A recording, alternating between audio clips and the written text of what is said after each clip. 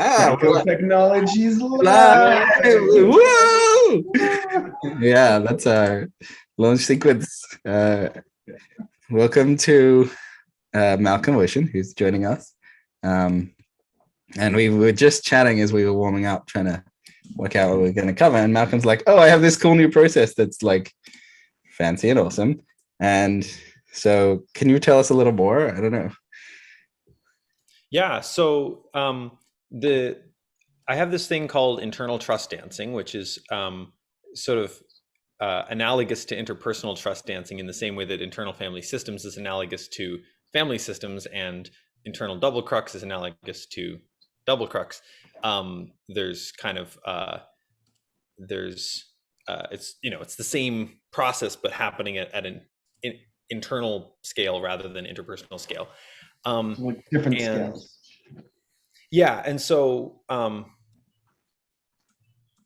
mean, in general, there's lots of shit we could nerd out about like ways in which internal system dynamics are sort of similar and different to interpersonal system dynamics, and that is in general a fun topic. If we want to maybe even just jam about that for a few minutes before kind of getting into the meat, that could be good for like people to get the chance to show up if we care about live stream people having a experience. I have a stupid question to start with. You say internal trust dance is like external trust dance?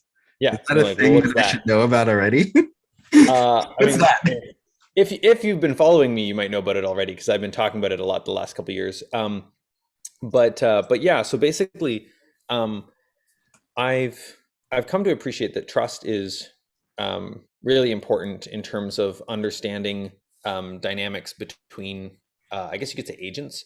So like dynamics between people, dynamics between parts of people, dynamics between groups. Trust is a big factor. And a couple of years ago, I started talking about trust dancing. And what I basically mean by trust dancing is navigating together the question of what you each trust about each other, and finding your way into ideally building trust if that's possible, or taking some space if you have a bunch of distrust and you don't know how to build trust. And I call it trust dancing instead of something like trust building, because trust building sort of implies that it's working. Like if you do trust building, then like at the end, trust should have been built. If you do trust dancing, like maybe you will build some trust, but it's like not actually clear. Because like you can't know from the outset if you're going to be able to build trust. Yeah. I think my current model of trust looks something like I trust myself in predicting what the other person's going to do in order to trust another person. So if I can correctly predict what they're going to do, then I have trust towards them. If I can't predict, then I don't trust them. Or in fact, I don't trust myself, and so I can't rely on them. Totally. Yeah. So self-trust is a huge part of what, of sort of what's, I think, required to have solid interpersonal trust. Like you need to be able to trust your own assessments of other people. Otherwise you're, whatever they're doing, you're sort of not going to be able to calibrate to it. A couple different ways that I think about trust. One of them is trust is what truth looks like in first person.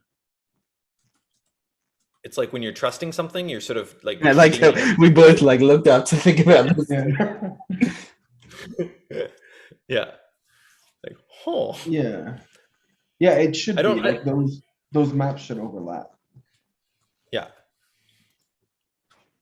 I mean, I'm modeling it through predictiveness, but yeah, is it? So I guess I'm asking immediately. I'm like, let me ask that question: is trust what truth looks like in first person? What does truth look like anyway? I guess so. I'm bridging from like the truth of reality. So truth of reality, like I can see in front of me. There's stuff in front of me. I'm pretty sure that stuff is there. That's like basics. So that's like the truth is there's stuff here. But relationally, we're talking trust is a relational phenomena. So what is the truth of relational phenomena? In the same way I can see the stuff in front of me, what is actually there relationally? Yeah. So the way I think about this is So first of all, like trust also applies to physical systems, right? Like we're sort of all trusting that our seats are going to continue to hold us up and not like suddenly fall over on us. And we would be sort of like sitting differently if we didn't trust our seats to not fall over on us. I'm actually standing, but equivalently, I'm trusting what I'm standing on to not suddenly collapse. And so there's like trusting is sort of like treating as true, something like that. And then the question of what that means interpersonally, it's like, I mean, you can talk about a person being true, but that usually means something more like faithful or something. By true, are you also meaning reliable? Yeah, maybe something like you don't have to worry about it. Like you don't have to concern yourself with it, is what something means for something to be trustable. Well, interestingly, I'd be like safe to put out of awareness. Yeah, exactly. There's this definition of trust from this paper that I haven't read, but I keep getting excited about reading it, which is trust as an unquestioning attitude, or like trust as I like thinking of it as trust as a non-doubting attitude. So that's really interesting because I have a very nuanced perspective on doubting through meditative pathways, because doubt comes up as a like basically poison in you're trying to meditate, you're trying to concentrate, you're trying to work out what's going on in your experience, and doubt is just like poison to that.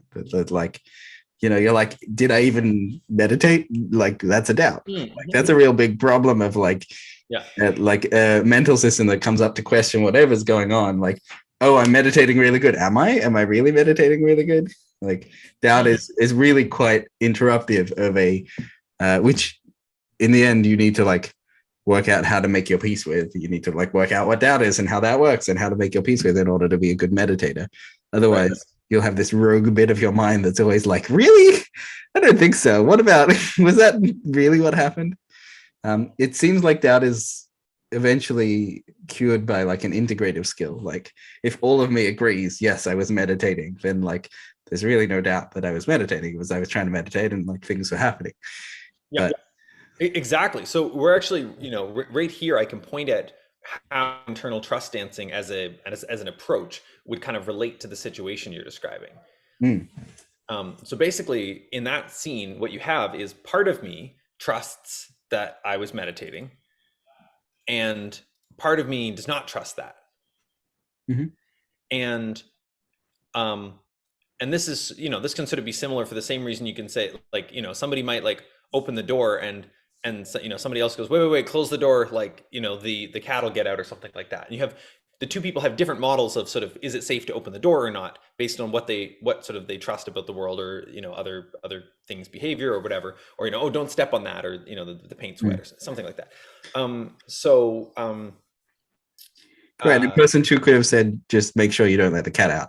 I'll trust you whether you do or don't open the door, or how far you open it, as long as you know not to let that. Or I already know you know not to let the cat out, so I don't even need to mention it. If I trust you not to let the cat out from yesterday or the day before. Yeah, exactly. And so internally, you've got some experience you're having, and some part of you is like, yeah, this is meditating, and then it's like, this is working or whatever, and then some other part is like, is it? And there's a temptation to be like, yeah, it is, shut up.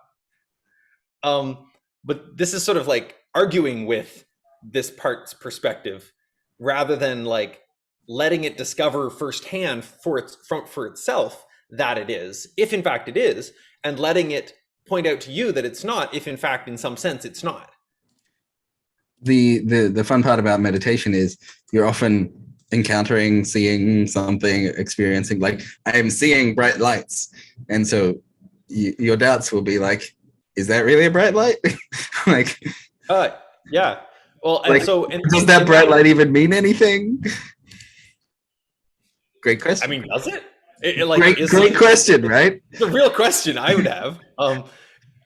And then in terms of like whether or not you were actually seeing it, I mean, my sense is that would either reduce to a sort of semantic distinction, like what does seeing mean or something, or it would be something like whatever part is questioning this somehow wasn't paying attention when you were seeing it. Right. This part of so it's like you don't need to argue with it. Yeah, we saw it. Well, I didn't. It's like, no, yeah, you did. Like, well, I wasn't looking. Like, So like, okay. yeah, like I always imagine. Go ahead, Daniel. I always imagine like there's like when you're meditating or you're having experiences, like different parts of you are seeing different things. So if you're like seeing a thing, it's like kind of like your eyes or like the GPU part of you versus the CPU part of you might be then starting to doubt like, well, what is it? And is it there? Is it really going on? And there's like there could be like even problems like communicating what is happening. So like the CPU can't understand what the GPU can understand. Mm-hmm. And so for it to like it can't see it, it can't even understand, like it can't process that information. And so there is this like this is what I would call trust. It's like that communication of there's this thing here that you don't see, that you don't understand, that exists, and now let's figure out together what does the world look like given that I'm telling you this and you don't exactly know that through direct experience. Totally. Although that could be a little fuzzy. Yeah, and then I think part of the issue comes in when one perspective, again, could be a person, could be a part of a person, makes a claim that seems to contradict something that the other part knows. And then the part is not just, well, I don't know that. It's like, wait, hold up. What I think you mean when you assert that, whether you assert it out loud with words or internally with words or internally with just some strength of conviction that isn't even wordless, but implies some, something like I must do this. And some other part is like, whoa, hey, hold up. That contradicts one of my instructions or something. There's suddenly this sense of like, yeah, some sort of conflict. And and so that's where the sort of internal trust dancing move would be to invite that part to say something like, well, I don't trust that is true, actually. Like I'm hearing you say that this is true, and I'm not going to claim that whatever you're experiencing isn't true, but as you report it to me, it contradicts something I know, so I can't trust that it's true. Or it's not even exactly contradicts something I know. It's just simply like, if you were to tell me that there's a cat in your room, like I basically can only trust that on the basis of trusting your word for it. Like I don't know or not know that, but I don't have my own, like, in the room seeing the cat for myself necessarily. Yeah, exactly. I mean, I have a name for that one. I call that one confusion. When one part of me says like, wait a second, that's not what I know. Mm-hmm. Like very much the emotion of confusion. Like, yeah. So like the system is confused when two people have different, like they're not able to communicate this. Well, no, specifically the like second agent. So we had the version of like, we must do this, and the second agent version of me going like, wait a second, my instructions say something different. I'm confused because I don't think we must do this. That's the second agent saying I'm confused. The first agent's just saying I must. Second agent is the one that is expressing a confusion, and therefore, hopefully, we can resolve the confusion once expressed. Would you say that you as a whole are confused in that situation? This gets tricky because it's perspective taking, right? Like which perspective am I sitting in? So in taking the second agent's perspective, I can notice the confusion or start dancing with it. In like taking a third agent's perspective, which is watching the two agents, I could say maybe there's a miscommunication. I don't seem to be confused from over here, but it does seem like these two agents don't agree. Mm-hmm. So it depends on perspective taking as to whether I would be actually confused or just like as I thought, like the first agent isn't confused, right? The first agent's saying we must do this. Like, right. The first agent is not having a subjective experience of confusion. Right. They're experiencing like conviction or something like that. Yeah, great. Conviction, assertiveness, like something powerful, strong, demanding, who knows? People don't usually say they're demanding from the inside. That like, I'm starting to feel myself fall into NVC as a model. I don't know if you know nonviolent communication very well, but not very well. I know it a little bit. It's kind of there's a couple of key takeaways, one of which is I call it everyone's the hero of their own story. Yeah. And that's so great shit. I'm not going to go around saying that I'm demanding ever. Yeah. Because I'm the hero of the story. I'm just requesting things. I'm asking nicely. I'm asking in a frustrated way, but I'm not demanding, because from my perspective, I have to like assert myself as the hero, right? Yeah. Unless I'm slightly more aware and can start being like, I know this is a big demand, which, you know, many people are not yet doing, able to acknowledge for themselves that they are kind of being demanding when they ask for things. But from the first person's perspective, most agents don't like to view themselves as the bad agent or the demanding agent or the annoying agent or the confused agent. They're like, I'm not confused. Everyone else is wrong. Right. Yeah. So there's a need to like watch the perspective and try and keep the perspectives positive. Like earlier you said worried about, and I translated it to say, like, worried about the floor falling underneath me, right? You said that, and I translated it to safe to not think about. Yeah, like, nice. I shifted to the positive version of the like, it's safe to put it out of my attention. Because worried about implies that I'm the agent that has, or like not worried, like the null of worried about doesn't necessarily mean safe to put it out of my attention. It just means the null of like the bad thing. Yeah. No, I like that. Yeah, I really like that. I hadn't quite seen how deep you can take the everyone's a hero of their own story. Oh yeah, every agent. No, it's not that I hadn't seen how deep you could take it, because I've actually gone really deep with it in my own way. It's more like I hadn't seen this type of implication quite so clearly. Like I hadn't sort of seen that like worry about was almost even violating that a little bit.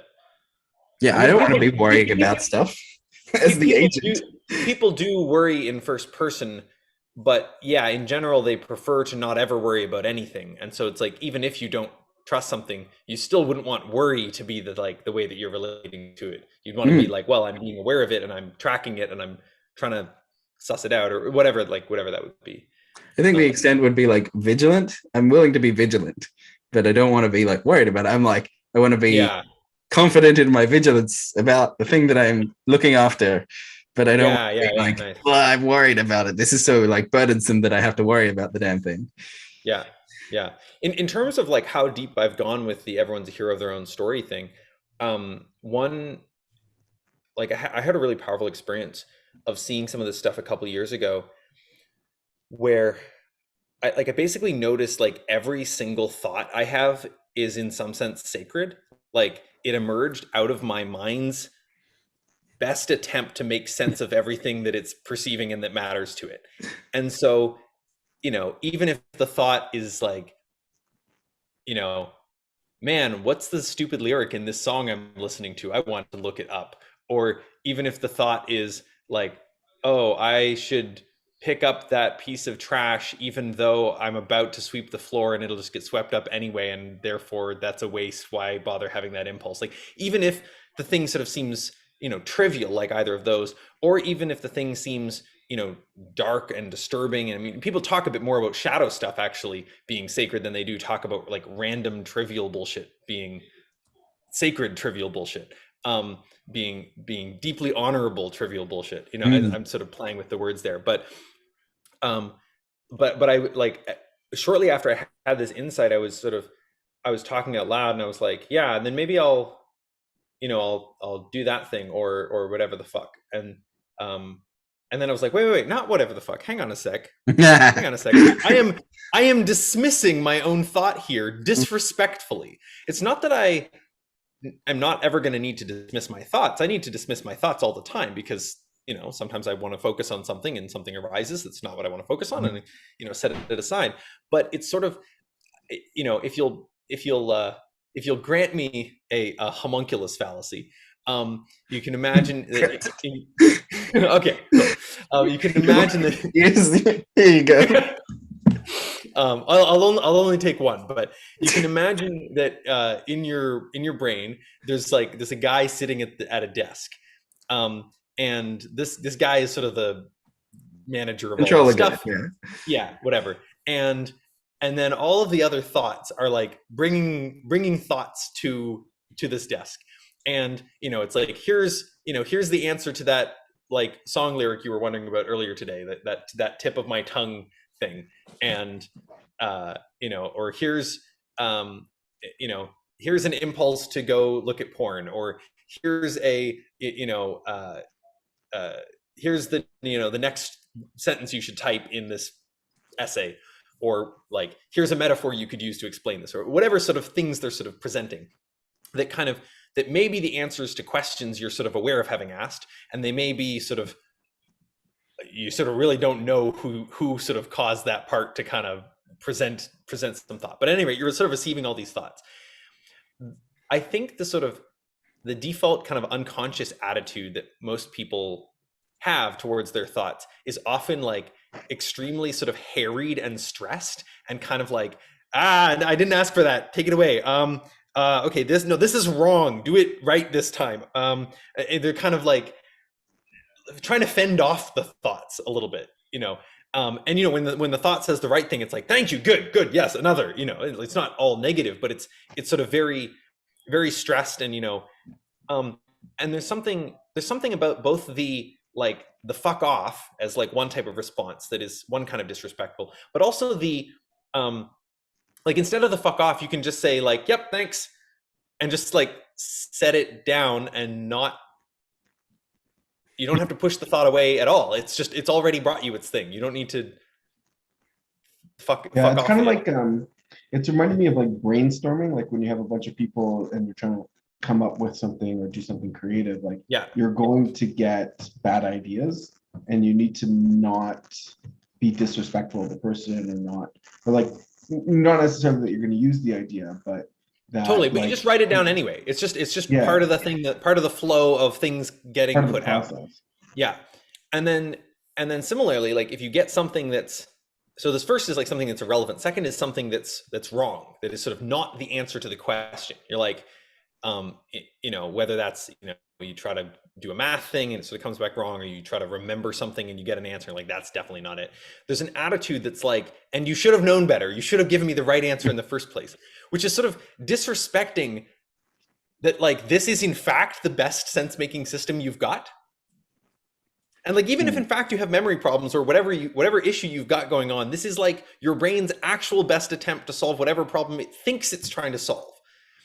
And so either you need clearer instructions, or you need more time, or you're just not going to get it. But like, sort of yelling as this homunculus, like yelling at the whatever part that's surfacing the thought, is like sort of, and instead of, it's the opposite of saying like, oh, hang on, this, okay, I don't think that's correct. Can you try again? Or can you try again like this? Or can you show me how you got this answer? Kind of like something like that.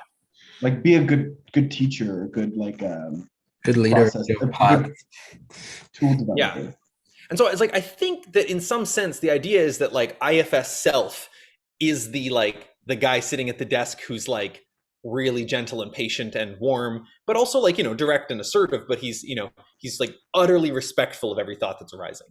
And I like to think of it on the scale of like literally every thought. It's like, I'm not like, sure, you have these sort of reified, like kind of clusters of patterns that you can name, and you can, see their long-standing tense relationships with each other. Like that is a thing. Obviously, it sort of shows up in IFS in practice when people do it, and sort of emergently even when people don't have any concept of doing IFS. But it's like, you don't need to sort of name a thought or turn it into an ongoing thing in order to relate to it lovingly and respectfully. It doesn't have to be a thing. You can just love what happens. So I think I explained maybe last episode, possibly the one before, that you kind of have a conscious system that is your first person experience of reality, which includes like, it's like a stack of experience. You're seeing things, a thought comes in, or like you hear something, like it's just this stack that just like things keep happening. From the perspective of the conscious experiencer, things just keep pinging at you. They're like, Yep. oh, look at this, think of this. Like, oh, remember that thing from yesterday? They just keep kind of like in this stack. And that's the system we tend to consider ourselves as, that I'm the conscious one that is experiencing all of the things that are happening. But what we also have is this other system, often like you can think of like system 1, system 2, but there's this other system that is your unconscious big ass process in your brain, which is deciding which stuff to serve you. There's some part of your brain that's that's a loud noise. I have to serve that to the consciousness and let the consciousness decide whether we should do something about it. What's that weird smell? I have to serve that. Oh, I finally, look, there's this little song lyric. We were searching for that earlier. Like, I'm going to serve that to the conscious process. And we often don't think of ourselves as that other process. Yes. Yep. This is one of the biggest confusions I think that sort of most people are making, is identifying as a very small fraction of themselves, and then sort of complaining about the fact that, like, you know, they're like, I want to do this, but I can't get myself to. So there's a little bit more. So not only are we like thinking of ourselves as the conscious experiencer, right? But our conscious experiencer is living in a constant simulation of information served up from our unconscious, right? Our unconscious travels around, you know, as we walk around the world, our unconscious travels around and says bricks need to look like this, and like constantly adjusts them looking like this, and people look like this, and look, that's a friendly person, let's talk to them. Like, all of this information is constantly maintained so that we're living in a little conscious simulated universe, right?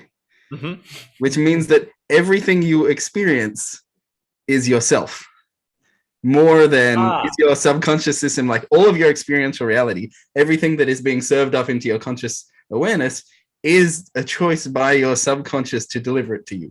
Now, we have to believe that it's actually choosing that from the array of true reality out there, but actually everything in your reality is you. Right. Yeah. And the way that it, fuck, it's always so trippy thinking about this. Yeah, good. I managed to land the trippy point. Like, trippy plane, we're here. Yeah, everything you experience, everything, like, you're hearing my voice, but there's probably some internality that your filtering system has decided is more important. Like, that's like, you know, have you ever like listened to someone and some words just sound more meaningful than others as they talk? You know, that's your filtering system saying, like, that one is meaningful. Let's like put a little bit of emphasis in their voice. Like, this is just, I'm just saying stuff, and like your auditory processing is like, the word stuff when he said that was more meaningful right then. Rather than, well, it's not that you're not also emphasizing things. A little, of course. Yeah. But you're just saying also salience itself. Like, you're giving me cues about what should be salient, but the salience is not in what you're saying. No, what you're saying just has loudness and pauses and like sort of mechanical features. The salience of it is part of my experience and part of what I'm creating. And I think part of what's funny about this is that people they have a temptation to try to kind of outsmart whatever their unconscious is doing. They're like, oh man, my unconscious is so dumb. It keeps serving me up projections of my mom on top of my girlfriend. It's like, no, your unconscious is very smart and keeps serving you up projections of your mom on top of your girlfriend. And you need to figure out why that is. And you also need to figure out, like, if you want to untangle this whole puzzle, you need to figure out, first of all, in what ways is your girlfriend reminding you of your mom? And also, in what ways is she in fact different? And sort of learn to tell the difference. And if your girlfriend, meanwhile, is annoyed that you keep projecting your mom onto her, she's not entirely helpless to avoid this projection. Like, there's a reason you're projecting your mom onto her and not your grandmother or your kindergarten teacher or your earlier girlfriend, or like for some reason, well, I mean, in a sense, we're always projecting people, right? Like, that's kind of what Elliot was saying in the first place. So there is no nobody. My ability to experience that you're a person means I'm projecting personness onto you from the previous category of all the people you've ever met. From Daniel is like a general sense of person, exactly. Yeah. And so there's, I could be projecting nobody in particular onto you. I could be projecting mostly past experiences of you onto you. So, interestingly, we were talking about this sort of like personhood on the topic of AI, where We have these amazing computer text engines that can sort of spit out conversation response. And I kind of propose that consciousness is sort of granted by the listener. Like, I believe that Malcolm is conscious, and so I'm going to have a conversation with him. If I don't actually believe Malcolm is conscious, I'm not going to be interested in asking him questions and finding out what his opinion is, right? So similarly with the AI big engine that we're occasionally interacting with, if I believe it's conscious, I'm going to respect the information that comes out of it. If I don't believe it's conscious and it has agency, I'm just going to ignore it like it's like a robot, right? It's a small robot that just serves me breakfast. And there's some sort of like relational quality of I can imbue the world around me with sentience, with consciousness, which is going to be really complicated in the future, where I can actually withdraw the sentience that I believe exists in other, like we did this historically. Slaves were sometimes not viewed as having their own sentience.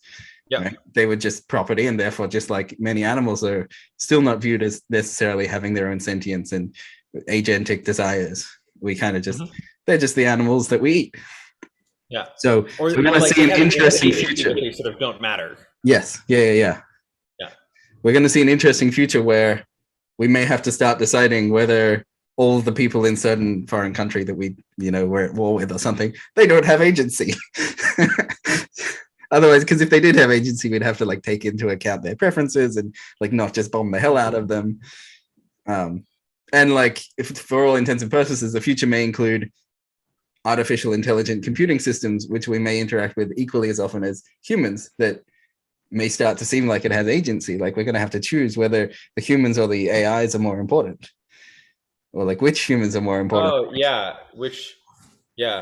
What a mess. We're heading forwards to a mess of like exciting proportions. Yeah, a very exciting mess of a mess. Yeah. My point with the like everything being part of you was to extend thoughts are sacred to like, oh no, everything is sacred. Oh, right. Yeah, right. So it's sort of, thoughts are not simply verbal thoughts. They are that which arises in consciousness is sacred. Like my experience of the pixels on this screen that represent you guys, my experience of my awareness of those as pixels and in some sense not your physical forms. Like, I can poke Elliot's nose right now and like he doesn't feel it, right? Like, and I know that, my ability to know all of that, all of those knowings that are arising, like I can be like, that's all sacred. Yeah. Right. It's good shit. Felt my belly relax. Well, it's like, I'm very interested in like guru or godlike paths as well, like worshipping a god or worshipping a guru, where if everything is sacred, then how should I act differently given that everything is divine? Like, oh, I'm constantly surrounded by my unconscious system serving up my consciousness. I'm constantly surrounded by this partner in my little universe that is literally serves up my existence to me. Like, how should I act in reverence to it in 24/7 such that I'm having a better time than I was otherwise? Right. Hopefully. I think like, so two things come to mind here. Both of them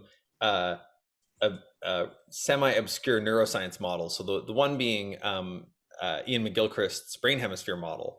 Like, part of what we're talking about a little bit is, how does the left hemisphere need to learn to relate to the right hemisphere? And there is a kind of beyondness, a kind of para something, a kind of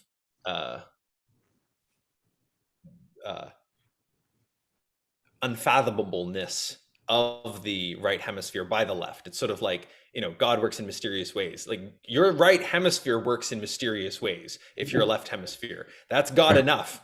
If you can fully surrender to your right hemisphere as your left, your right hemisphere will take care of surrendering to God. That's it's got that covered. It's not even entirely clear that these are separate things. Like, it's sort of, and then. But it's that trust again. Yeah, totally comes back to trust. I mean, I found reading McGilchrist's model really grounding, because there's lots of ways that the notion of surrendering to something larger can seem like you're supposed to surrender to someone else or a dogma or the idea that the suffering you're going through that somebody else is putting you through for your own good is okay, in fact. These are all sorts of things that you can end up thinking you're supposed to surrender to.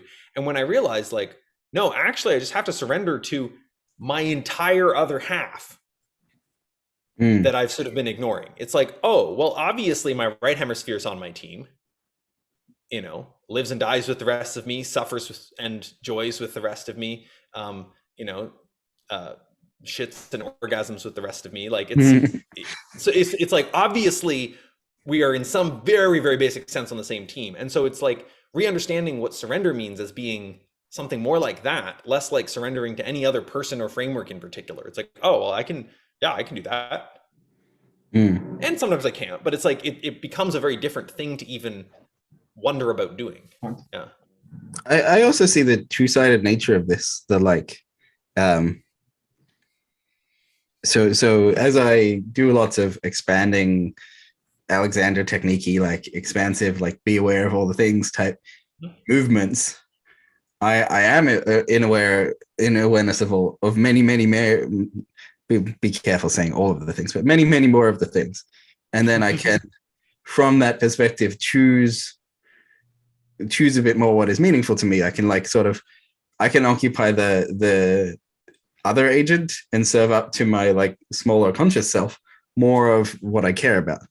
But that's like a really hard job, right? There's like, I have to manage everything. I have to make sure that the body's doing the breathing. I have to and actually what I like, it's nice to have gone out there and gotten in control of everything and feel like, oh yeah, I've got this. And then surrendering is actually letting go of all the things and dropping back down to being a smaller version of myself in which I trust that other system to take care of me and serve me good things. Right. Terrifying. Yeah. Terrifying, horrible, painful journey of like, what if I just be the human and trust the universe will deliver? Yeah. The worst. Yeah. The best. The best, maybe. Well, if you're living a good life, yeah. If you do trust the universe and you give the universe power to serve you up a good life, yeah, it's the best. Big if. There's this that letting go and surrender to God or the left hemisphere of the universe. There's this somebody asked for a final assignment, please explain the difference between I do what I want, gosh, and I am submitted to the immutable will of the divine.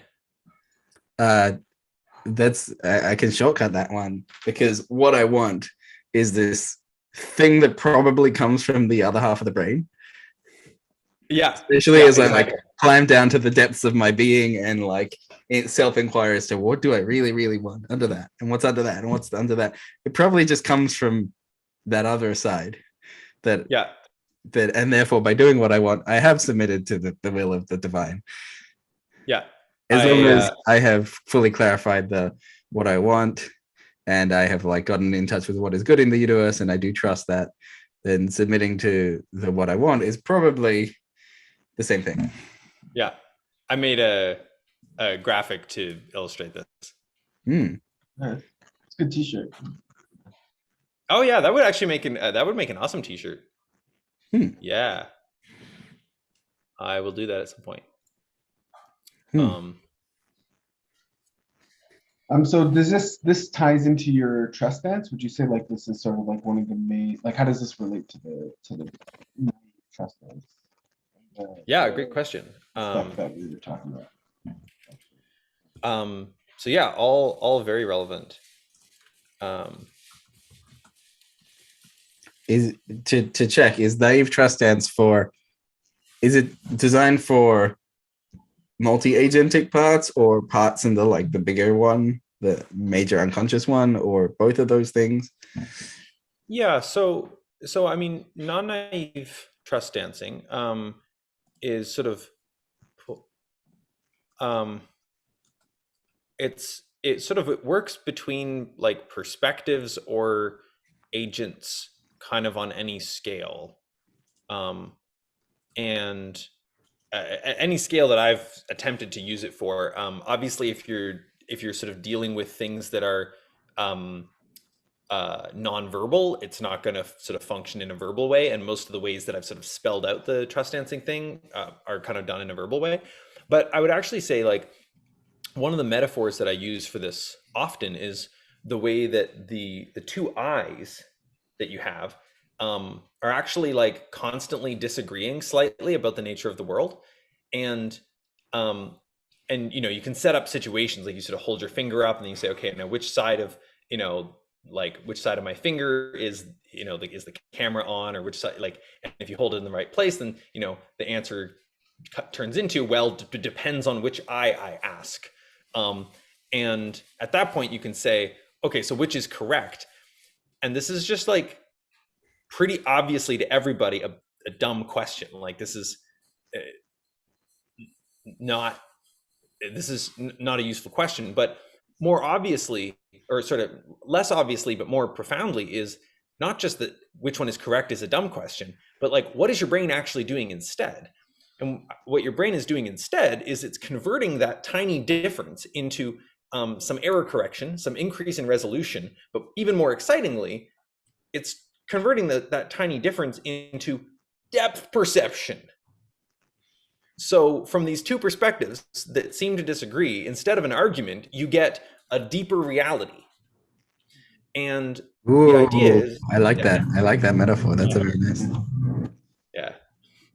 It If you're showing it to someone in person, I recommend holding up your own finger directly between your two noses and then ask, like, which side of my nose is my finger on?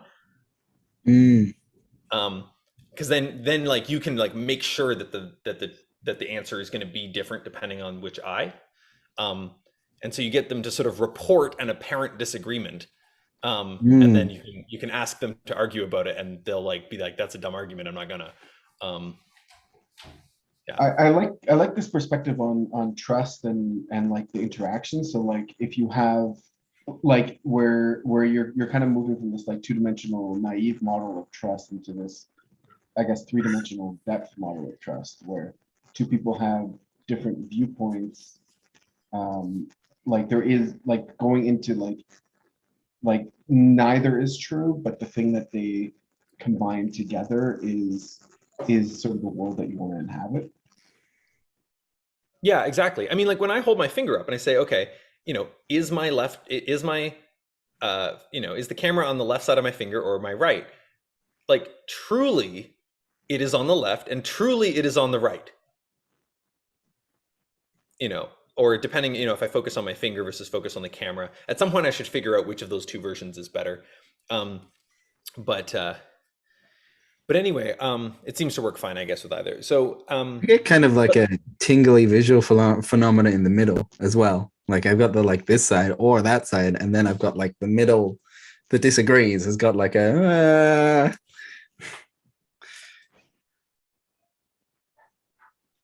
If I try and stay with both, I wonder if there's a place to focus my eyes that makes it be sort of neither. Anyway, I mean, I can if you move your finger close enough, you can get the like double finger phenomena. Yeah. So if you're looking at the thing in the distance, you get double finger. If you're looking at the finger, you get double thing in the distance, basically. That's my experience of it anyway. That's an interesting, like, what are the implications of double thing in the universe? If I yeah, right. I mean, that's also crazy, right? Like I'm looking at the camera and I'm like, how many fingers am I holding up? I'm like, like there's a sense in which visually the answer is 2. I mean, I know that that's not true, partially proprioceptively. Well, it's also kind of like thinking, what is my relationship with the double background? Like you're right in that I've probably done the thing that's like, oh, the double background is not important. The double background is irrelevant, but actually there is a double background and I can form a relationship with it that is like, actually the double background is good because it means that my foreground, like you said, has depth. Like there's a thing there, like over there that I'm like ignoring, that I've like learned to filter out because, Yeah, and it's super good that you have. Otherwise you'd be really overwhelmed if you tried to look at something up close. By the way, the background would like smear out. Right. Well, it goes like kind of blurry and it goes like there's multiple, or like my eyes flicker a bit. Yeah. but actually I can like practice my relationship with the dual backgroundy thing, and like make sure I'm having a positive rather than a like rejecting relationship. Yeah.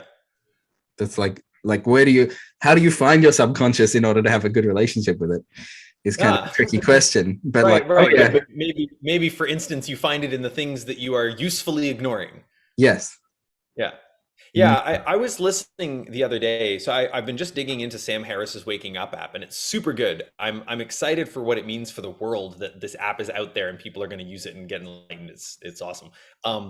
And he has this 15-minute talk on like day 5 or so of the kind of introductory course. It's called "What is Mindfulness?" And it breaks down these really good distinctions between like, mindfulness is different from concentration, but you need a certain amount of concentration to do mindfulness. But like, you can also use concentration to become like sort of not exactly mindful, but just sort of single point fixated.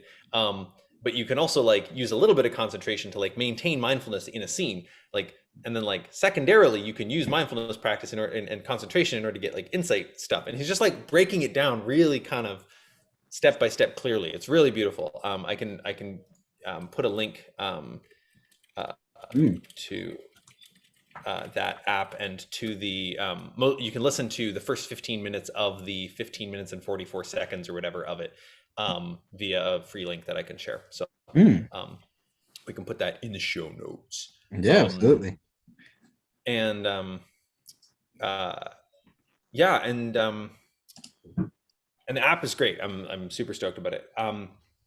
So what was I saying about that? Oh yeah, so in there he talks about he's like pick an object in your visual field and like stare at it, like focus all of your attention on it. Now, notice how the rest of the world by default like just doesn't go away. It's still there. Okay, where is it? Where is the there that it is in, if not your attention? He's like, I call that awareness. Or sorry, he's like, I think there's like awareness and consciousness, and I think he makes some distinction between the two of them, but I'm not sure what it is. Okay, I mean, we're hitting the semantic problem of like different traditions have used different words. Totally, and he commonly a distinction between attention and awareness, where you can point your attention at an object and other stuff remain in your awareness. Yeah, and then awareness is usually given to be the big thing. Maybe I think it's like attention is what the spotlight on. Awareness is everything that like in principle you sort of could notice if you tried, but then consciousness might include things that like you're not even aware of until they awareness for you or something. I'm not sure. Yeah. Okay. Like That's like like circles and circles. Well, different traditions point to different things. I know a lot of people who use awareness as the everything one, and attention is the like whatever, the smaller one. And then there is it does feel like there's probably some distinction to be made between a couple different scales of everything, though. Like right now, like I'm talking to you guys, and my attention is fairly narrowly focused, but it's easy to be aware that there's also ambient light over there, and that my feet are doing what they're doing, and like a couple other things in my periphery. But then like I really like try to relax and open up my awareness, like then I notice other things that I sort of previously wasn't even ambiently aware of, like there's sound in another room, and there's a little hum from the fridge, and there's like whatever else, like it's sort of something like that. Like insofar as awareness can be expanded, what are you expanding it into? I guess like awareness expanded in the Alexander technique sense. Like wait. You gotta be careful with your terms here. Attention can be expanded until you hit, the proposal is the bucket of awareness is the only, like there's nothing beyond that. I think Michael Ashcroft is actually saying something different with his Alexander technique. Okay. I'm not certain, but I think he's actually saying you can have your attention on something and maintain your awareness on everything. Or you can have your attention on something and also have your awareness collapsed on that something in some sense. Again, I think this is a different usage of awareness than other traditions. Than the other tradition one. But there's something important about whatever the fuck that thing is. So we need more words or something. Yes, we definitely need more words. Yeah, that's cool. I'm Well, making we an need to- rate of about We 5 need to a day. agree on the words, I think. And maybe that like comes back to the trust of like you could be saying a thing and then to you and then like the other person's Mhm. hearing it, but because you have different versions of what the words mean, like that's also like it's like a miscommunication. Mm. Or the Mm. implications of the words are means different things. And so part of Yeah. trust is to So I'm gonna like branch into we mentioned NVC and Yeah. one of the great things about NVC is they have they call it giraffe ears and jackal ears, which are a listening quality for the listener where they listen for like will intention behavior, like steel man not straw man by another paradigm, or like what is the good thing that this person is intending, even though you might like momentarily have heard that they were demanding and annoying and useless. What did they actually mean? Which is sort of one of my big, I guess, spiritual paradigms of listen to what the person means and not what they say. Which saves so much time and energy, but also like puts the weight of translation on me being the listener. But Well, I think part of what you need to recognize is that you're always translating, and if you're translating the other person in such a way that they're not the hero of their own story, you're translating them wrong. right, probably wrong. Yes, and also I have a crazy theory that I haven't even told Daniel this theory. This is very exciting. Language, semantic information is. I read a book. Sorry, branch. I read a book called by Peter Wilberg, in which he uses the phrase "humans are beings that mean," and we mean with our being, like with our bodies, to like do things that like we mean with our bodies, and so language is semantically us meaning at things, like we're trying to like gesticulate into the grand ether of like all potential concrete objects, and we're trying to do so using certain words, right? Yep. And if we are aligned with the rest of our body, most of our internal experience, we point a lot clearer at what we mean, and we point only to things limited by the finitude of language. But when we mean something, we point to it with the language, like this is what I mean. So when we're having a confusion about one guy says awareness and the other guy says consciousness, what we can hopefully, I imagine we could hopefully do, practically big question mark, hopefully do is check what they mean against each other, and like the body's expressing and gesticulating the thing. Like if they were both like pointing upwards, right? Then we could be like, oh, they both seem to be like meaning the same thing, the pointing upwards thing. But because language has the like this fluidity of interpretation, we can't just obviously see them pointing upwards unless we could see that if we could listen to what they mean more specifically. Right, that body is meaning in that moment. But I mean, also, so like, point upward, everybody. We're pointing in different directions. Right, we're pointing in very different directions relative to the Earth. Right, of course. Relative to the screen, we're all pointing at the top of anybody's screen. But I happen to know, I mean, unless you're still in North America, I happen to know that Elliot is in Australia and Daniel and I are in North America. And even Daniel and I are a whole time zone apart. And so, our pointing is, 1/24th of a circle-ish off. And so the question of what up even means, even that. So I would say that a being can reference up relative to their body. Like I can point in the upwards direction from here. Then there's an upwards direction, and there's a like relative anchor that I point from, which is possibly my core torso, possibly the spot behind my eyes. But like if I can know both, then I can freeze me in time and make a statue of me pointing upwards and put that statue in other places, and people hopefully will understand what the statue is doing. It's pointing upwards. Optimistically. In reference to myself when I pointed upwards. In reference to the person who is seeing it in a context where the direction they're pointing in the context they're seeing it is up. Right. If we turn the sculpture upside down, it's Yeah. Now we have a guy standing on his finger, which would Right. mean something completely different. Right. Oh no.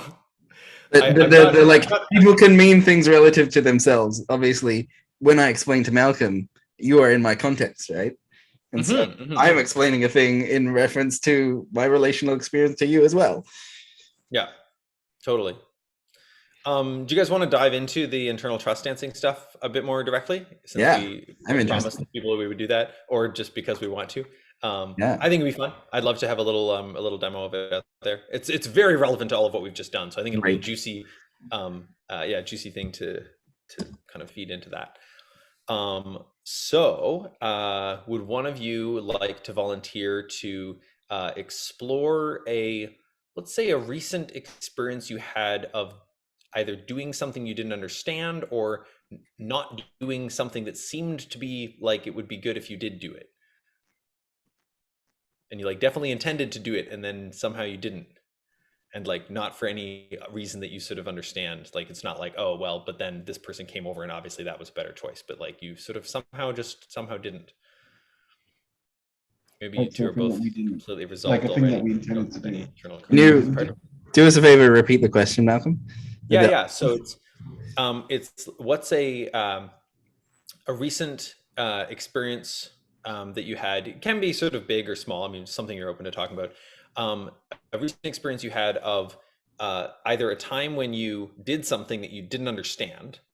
You're like, why did I do that? That didn't make sense.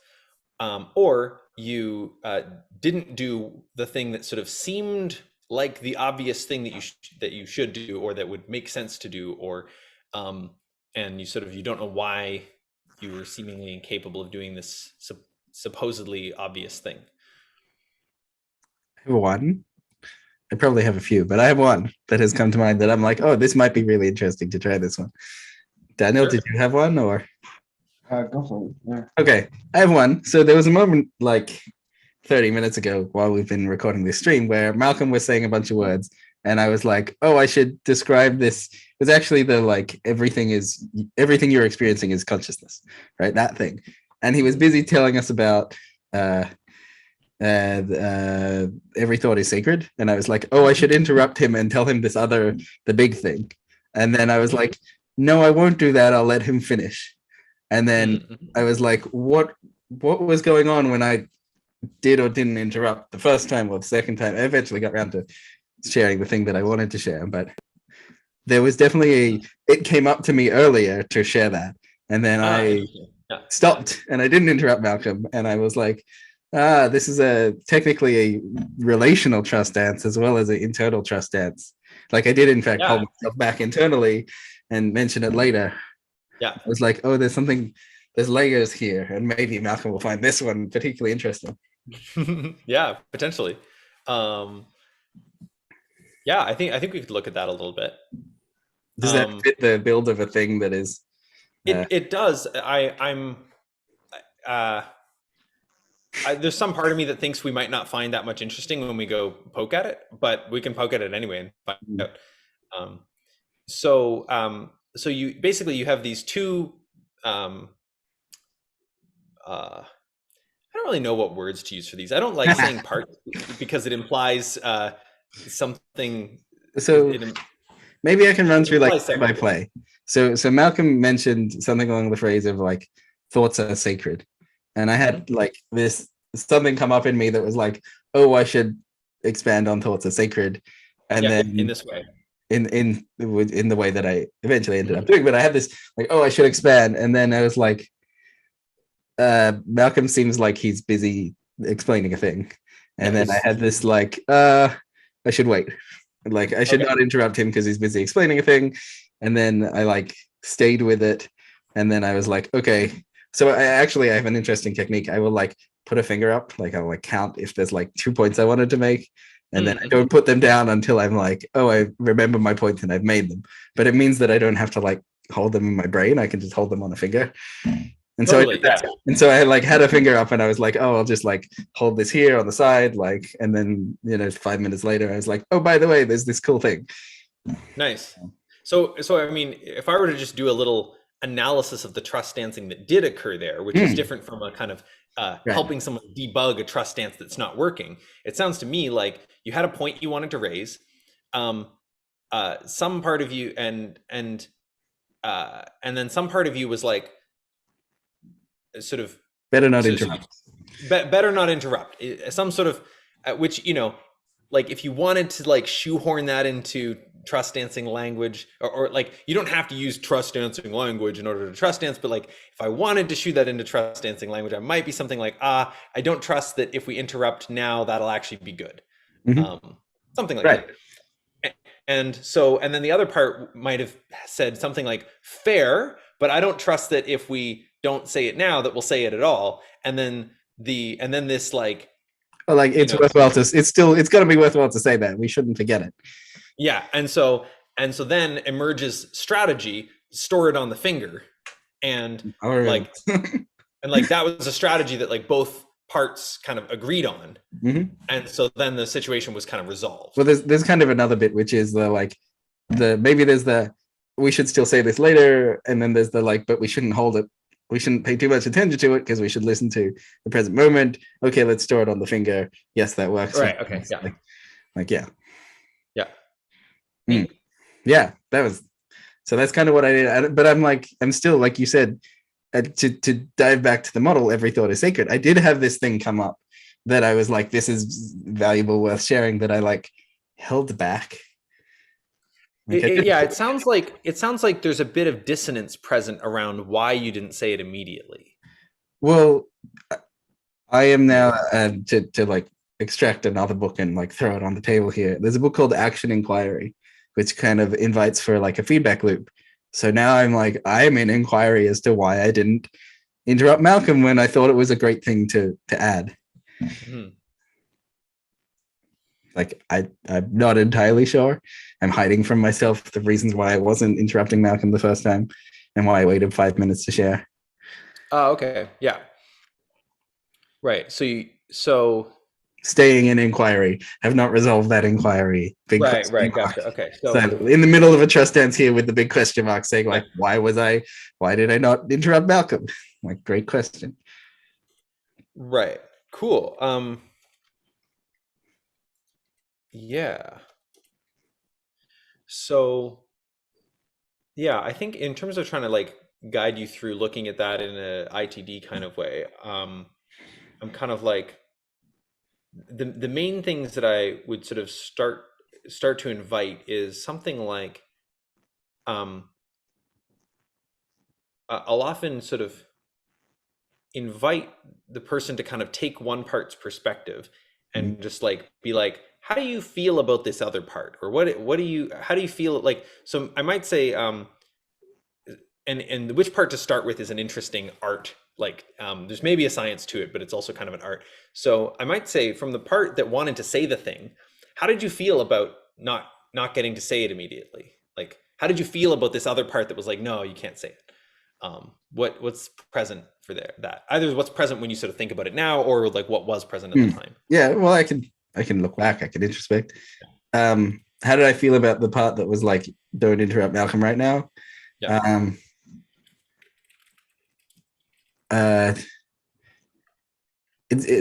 So I have a like, definitely the thing that I wanted to say, I was like, this is so valuable that, yeah, complicated. So in the way that it came up, it sort of said, I am so valuable that you should say it right now. And like, then this other part of me, so like a resistant part of me came up and said like, don't interrupt. And the part of me that was like, this is so valuable, you have to say it. It could take the like, don't interrupt as like information and not interrupt, but it was like, I'm not going to let this go. Like, this thing is not going to like, I'm not going to put this to sleep because I'll have lost or missed, or like there's some gold there that I like lose if I just forget that thought. So the like, I was looking at this other part, this resistant part saying don't interrupt, or maybe it wasn't quite don't interrupt. It was like Malcolm's on a chain of thought and saying a thing, and now is not a good time to share present, like it won't be received very well if you just like cut him off and like we're talking about trust. You shouldn't just cut him off mid sentence. Like, by the way, there's more there. Yeah. So like it wasn't like I didn't like this resistance.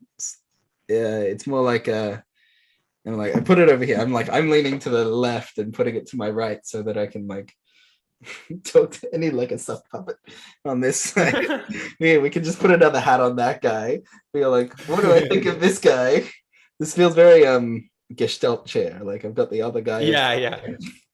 I definitely, more so than I think happens with IFS, I found when I'm doing ITD with people, there's sort of this like, all right, now go back to this perspective. Now from this perspective, what do you think? And I'm like, that could totally benefit from some gestalt chair work for sure, where you like actually like move between two different physical perspectives, and then you can sort of point, yeah, when that guy over there said this thing, here's what I thought of that.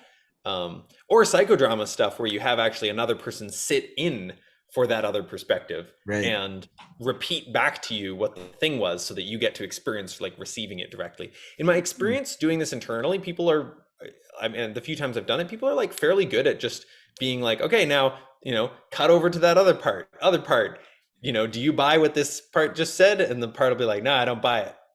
Be like, okay, cool. Or the part will be like, yeah, actually that it makes a difference to hear that, or something. Like it's, so I think I tolerate that guy over there. Like I'm on sort of like, we're all working to the same good goal, sort of like terms. Yeah. Part of me. I'm not like, I hate him for interrupting me or for stopping me from talking. I'm like, we're on the same terms, but he did like he did cut me off here. But like, I'm not angry or feeling mad at him. I'm just like, okay. So that's right. Interesting. So it seems like from that part's perspective, instead of cutting me off, you got cut off. Yes. From this part's perspective. Well, yes. Well, I cut myself off. Yes. I made the choice to cut myself off. Yeah. Yeah. Which, I mean, this secondary part over here represents a lack of trust in the like good idea is worth me interrupting part of me. Right. Like there's lack of trust. I get that. Yeah. So if we jump over to that part now, over here, so great. We'll leave that guy over there, and I'll be over here. Yep. Okay, so you can be over there with the hat. Great. So, so you've got what is it exactly that you don't trust?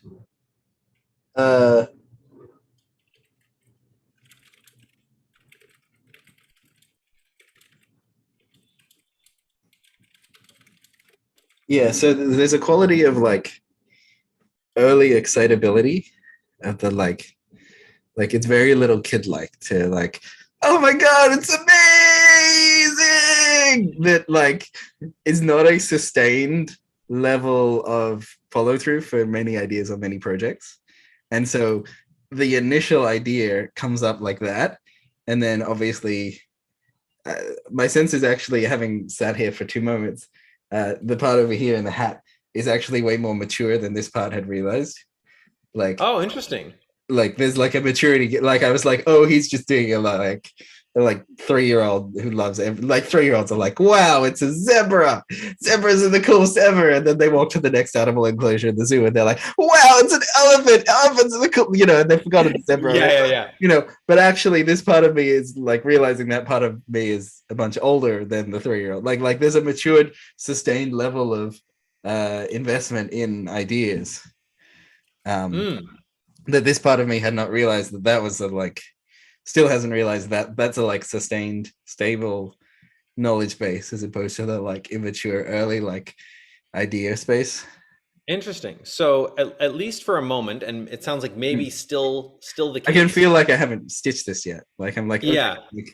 Yeah. So that part. I still don't trust that part to come up with new ideas and like sustain them. Okay. Right now. So there's a. I don't trust that part to come up with new ideas and sustain them. Mm-hmm. And is there also a like can you put a little bit more words to like, I don't trust that part isn't just whatting?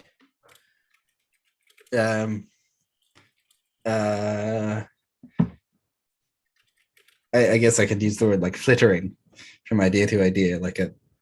Okay, yeah.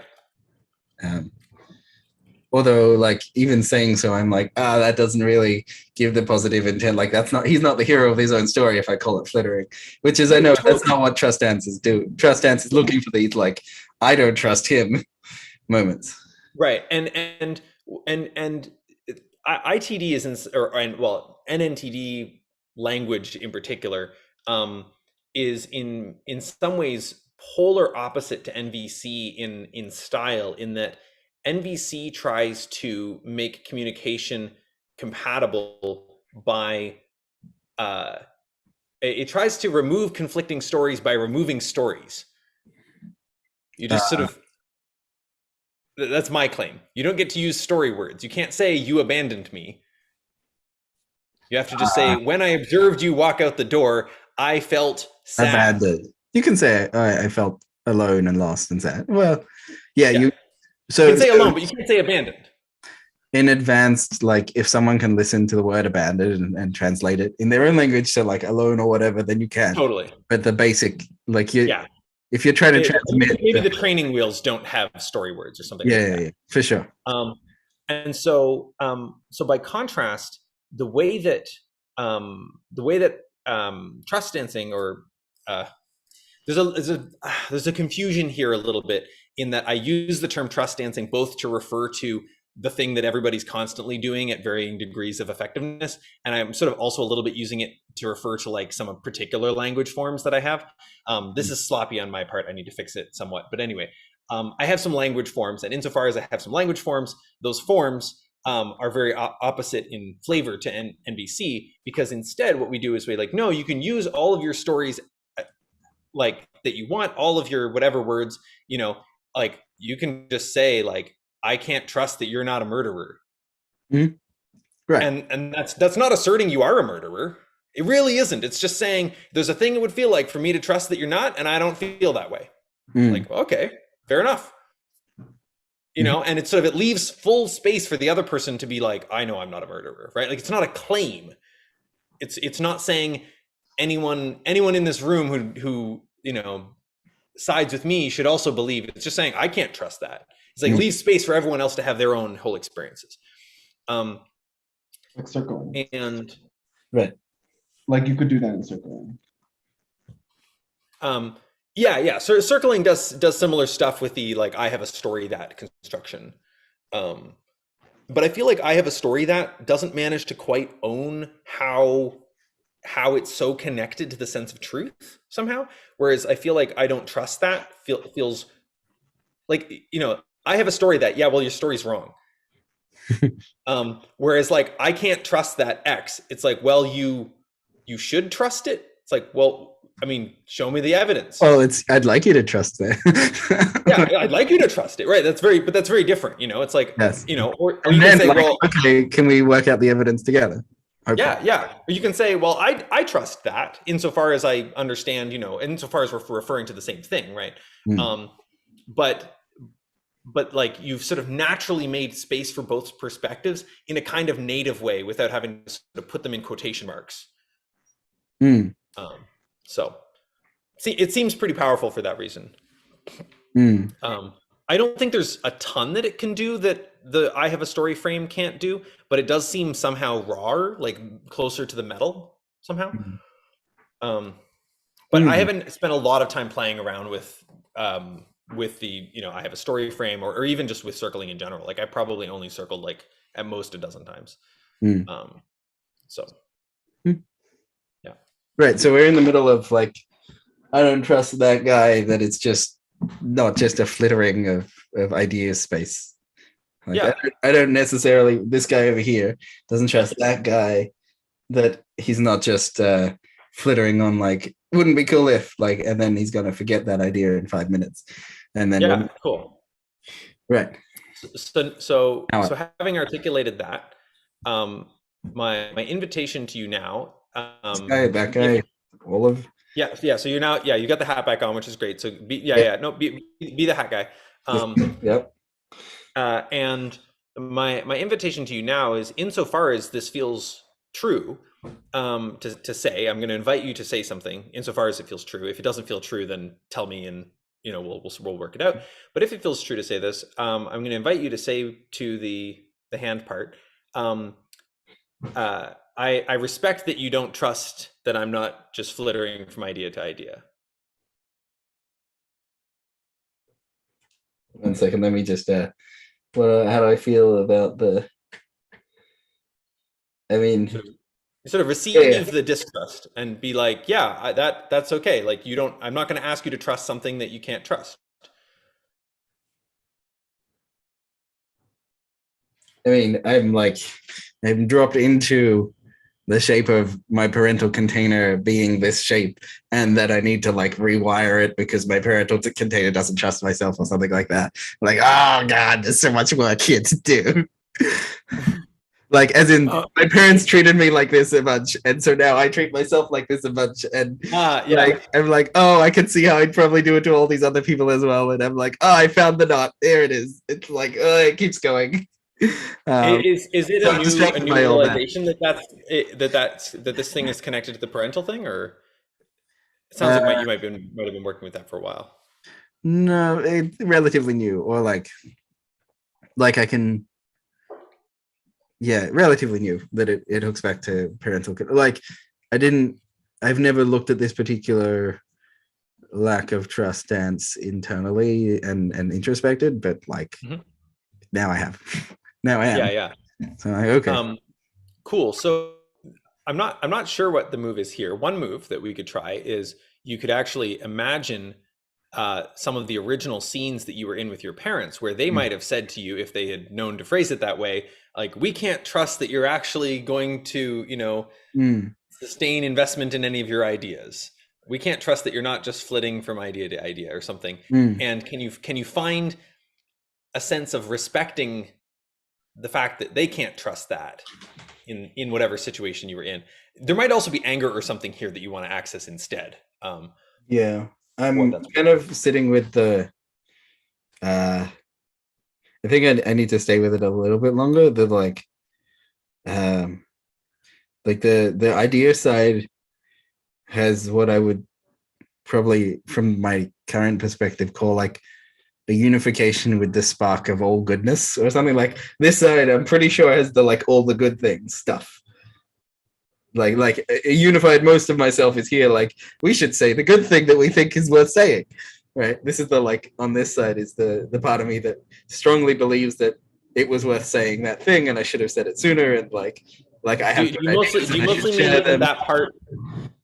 You mostly mean that part is sort of bigger, like it feels like it contains more, like more of your internal votes are with that part or something? Yeah. Or like more of my internal votes are on the side of like, we should like, this is the more unified self, and this is the like less unified self that still has a point over there. Gotcha. Yeah, neat. Still got a point, but like most of me is been trying to integrate with the like spark of good ideas and like share your spark with the world, and like this side feels like the majority side, and so I'm like with that, and also like I don't want to say to that part, it's okay to not trust me, like, because most of me is on this side, and so I can't. Oh yeah. Okay, so this is great. So, and I recognize that I'm biasing the thing, and IFS would often have me as the agent step out of both perspectives so they can talk, but I'm actually quite unified with this part of me. Like, yeah, and that's fine. That's totally fine. For whatever reason, ITD seems to be like, let's blend and like invite each part to figure out what it would mean for that part to know what self is or something. I have an object represent that guy. Okay, cool. Yeah, easier than this guy. Then I can have like 3 of me. Oh, good. Yeah, nice. Yeah, great. Just get back into character. Yeah.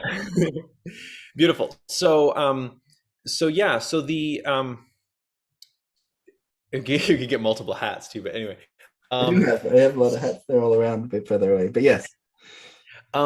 So for whatever reason, and I haven't investigated this thoroughly yet, it does seem that when I invite people into ITD style stuff, it involves a bunch of something like blending, but a lot of it, like I haven't done ITD stuff much yet with things nice, with things that are sort of majorly emotional, like sort of really intense blending. So far it's been more just kind of like, you see it that way, I see it this way, like stuff like that. So more experimentation to be done. But at any rate, okay, so where are we? So I want to highlight a really interesting thing. So actually, wait, hang on. We can do the we can just go meta here. So I'm going to give you a sentence stem for you to complete in the role that you're in right now. And the sentence stem is, I can't trust that if it was okay for you not to trust me, that. Oh, complete. Right. Yeah. So I can't trust that it's a good thing that it's okay for you to not trust me. I think. Yeah, because like, okay? what would happen? What would happen if it were okay for that part to not trust you? Oh,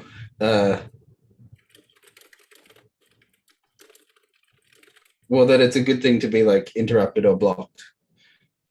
Like this part kind of came up and like blocked me from speaking. Right. Mm-hmm. I from this perspective don't think it was like, this whole conversation is because I don't think it was a better thing to have been blocked by this part. Okay. Yeah. I'm saying the thing like as soon as it popped up.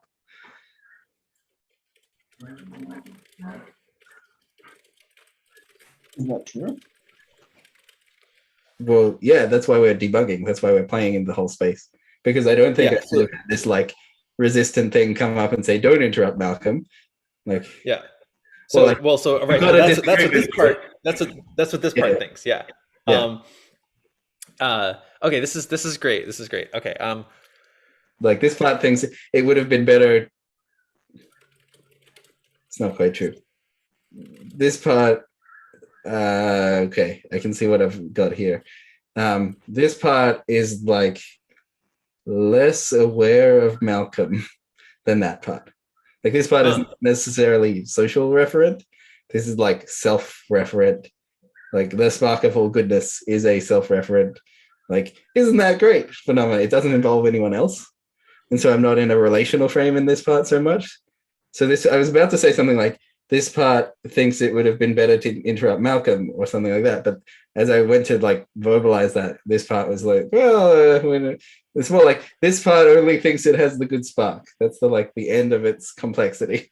Like this is definitely the good thing. It's definitely okay, cool. So this feels related a little bit to something else that I've been toying around with, which is it seems to me that the shape that I'm picking up when I feel into the tension here is something like that, that this part that you're in now kind of doesn't trust that if it gets interrupted, that what it has to say actually matters. It's sort of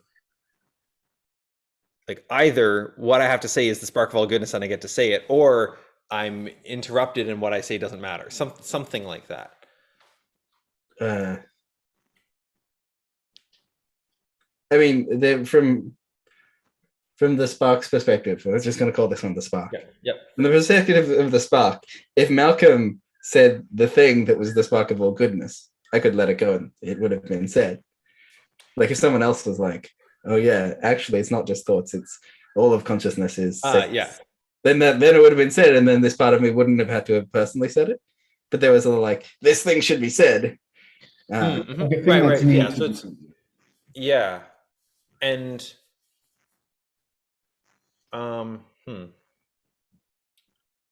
yeah. So there's sort of a few different pieces here. I'm just going to try to like sure. It's like you've got with like the spark part sort of doesn't trust that this thing about consciousness is going to be named. If it doesn't name it, that's sort of one piece. Sort of like the validation of the spark part. It wouldn't get validated. It wouldn't get the thing to happen that it wants. Right. Yeah. And so this ties in with something else that I've been playing around with, which is around self-validation as a practice. Basically, like when there's some perspective that arises in me, like making a point of just being like, sort of like, yep, this makes sense, which comes back actually to the topic of the thing we were talking about at the very point when this thing occurred, which is about whatever perspective arises in me, or something that wants to be said, something that wants to be heard or whatever, validating it internally as much as I can. And obviously there's still a thing where it's like, if you want someone to know something, validating it internally doesn't get it known, but it can sort of relieve a certain kind of pressure on that thing.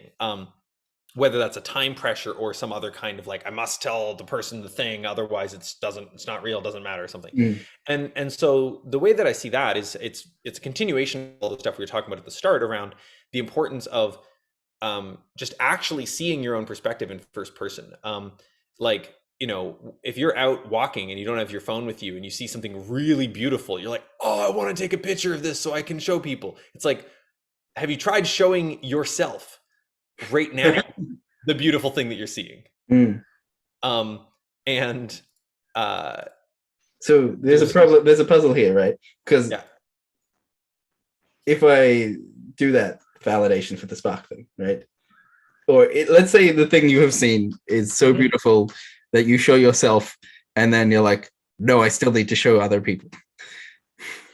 No, so that's, I mean, so then you do what you need to do at that point.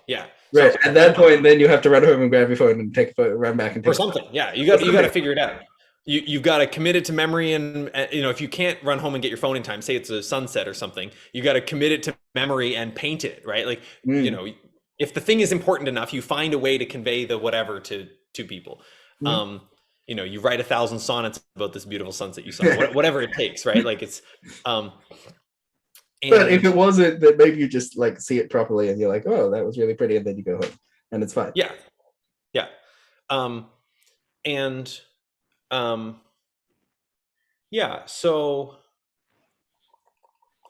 So that seems like sort of one piece of what's going on here, but it doesn't seem like the main piece is my sense. Like my main sense is mostly like, you wanted me to know it and wanted that to happen. I was moving in a direction of like, one of my models of the psyche is like layers of maturity, layers of sort of like in correlative alignment with the age of ourselves as we grow up. Like the spark part of me was like, I have to make this point. It's very valuable. I have to share it. And then with no social relational clarity at all. And the like, as that spark like got brighter and brighter in my psyche, it eventually triggered this like socially aware part of me who was like, yeah, but we shouldn't interrupt Malcolm. And then the spark was like loud enough, or you know, continued in my psyche, like double checking, like okay, but like we do want to say it later. And then like, okay, but we have to not hold it in our brain because that'll distract us. Okay, we like, and so like the ladder kept going up, with the like ending up like holding onto it and saying it later, but like there was some like disunification about the thing. Right, like it wasn't simply, oh, I want to say this. Now's not the time. Put it on the finger. Like it wasn't like now's not the time. Great, we're gonna say. It was like, but I wanna. Yeah. Well, there was a little like, why am I holding myself back or something? Which is the like this side saying to that side, why am I holding myself back? Yeah. Okay, so this is interesting. So I'm gonna try a new move here or something. Great. So as the part that you're in right now, I want you to say to the other part, I don't understand. Why do I have to hold it back? Is this like, I don't understand why you're doing this? Or like, I don't understand. So I have made the accusation of, this part has made the accusation of the other part, you're holding me back.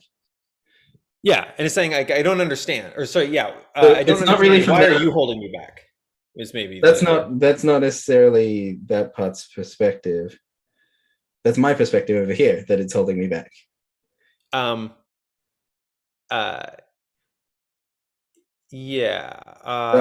if there's already a message sending like, why are you holding me back? I've already got that one flying through the air.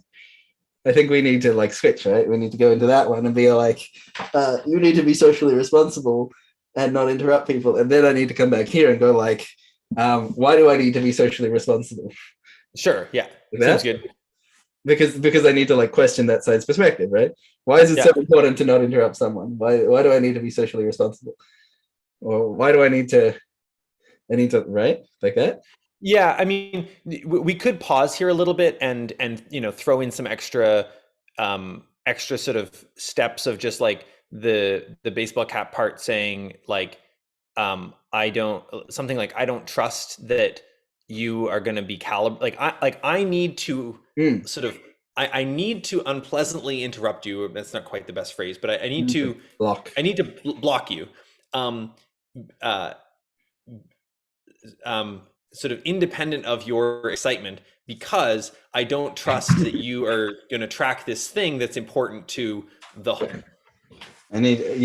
So I need to block you because you're missing social awareness or something. Well, and if you can phrase it the way that I invited you to, I think there's something powerful in that. From this side or from that side? From the side you're in right now. So I need to block you because I can't trust that you've got the social awareness to sort of regulate whether or not you say it in accordance with everything else we care about.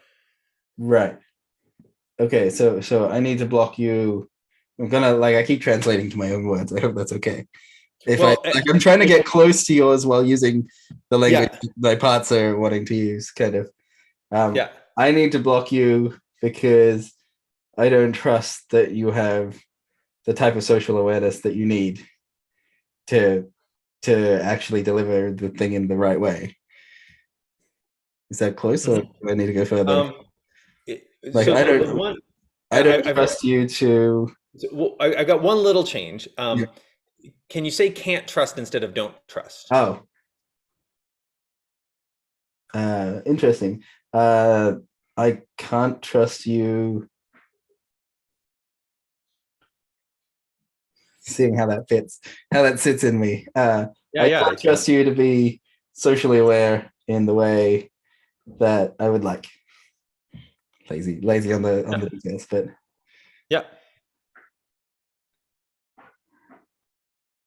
that's an interesting tiny distinction. It's really important, and I'm curious what you notice as you feel into the difference. I mean, I don't have good words for this, but it's like I can notice the minute level of suffering that comes with the words "I can't trust you." Deep down, there's an internal part of me that the causal suffering that split me into two parts. That was this. That when I say I can't trust you, it's the I can notice you're sort of feeling that pain. Yeah, definitely. And the pain isn't there so much with I don't trust you. Yes. This amplified the pain. I don't trust you is defensively not as aggressive as I can't trust you. I mean, I can't trust you isn't literally true, but it I can't trust you definitely hits it strikes the nerve of pain a lot more than I trust you. I think and I think in order to sort of in the sense in which so there's a sense in which I can't trust you isn't literally true. But it is very validating for this part of me that split off. Yeah, and there's another sense in which it is literally true, depending on what you mean by trust. Okay. So it's if by trust here we're referring to non-naive trust, which is to say we're referring to something like a relaxed ease about something, that it can just sort of be taken for granted that of course I can't sort of have a relaxed ease around you accounting for these social factors, is kind of what's being said there. But I mean, I'm also juggling this against my NVC type foundations that are one of the classic rules in the middle of NVC is don't say no, say what gets in the way, which is and saying I can't is a lot more like saying a no than explaining the what's getting in the way. Like, I can't trust you unless you blah, blah, blah. Or I don't trust you unless you blah, blah, blah. Saying I can't is very much putting up a much more of a solid, energetic boundary than the like, I don't trust you unless you can show me that you blah, blah, blah. Yeah. Well, so you can say, I can't trust you unless something. And from my perspective, the unless something is sort of implied. Like, it's like, at this moment, I can't trust you. It's like, oh, but did you consider this thing? Oh, okay. Yeah. Okay. Then I mean, it's usually not quite that simple, but it is like, it's like, right now I can't trust that the door to this, condo unit that we're in is locked. But if I like went and locked it, then I'd be like, yeah, I can trust it's locked. It could be locked right now, but I if I needed to trust that it was locked, which I don't, then I would not be able to trust that it was locked because I'm not aware of us having locked it when we came in. Yeah, I'm sitting on the distinction between can't and don't. Yeah, it's super juicy. I'm happy to like camp out here for as long as you want to talk.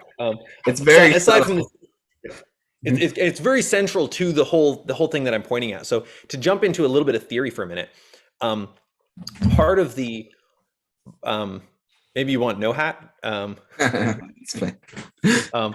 To jump in, yeah, you just have to sort of sit in the middle of the screen or whatever.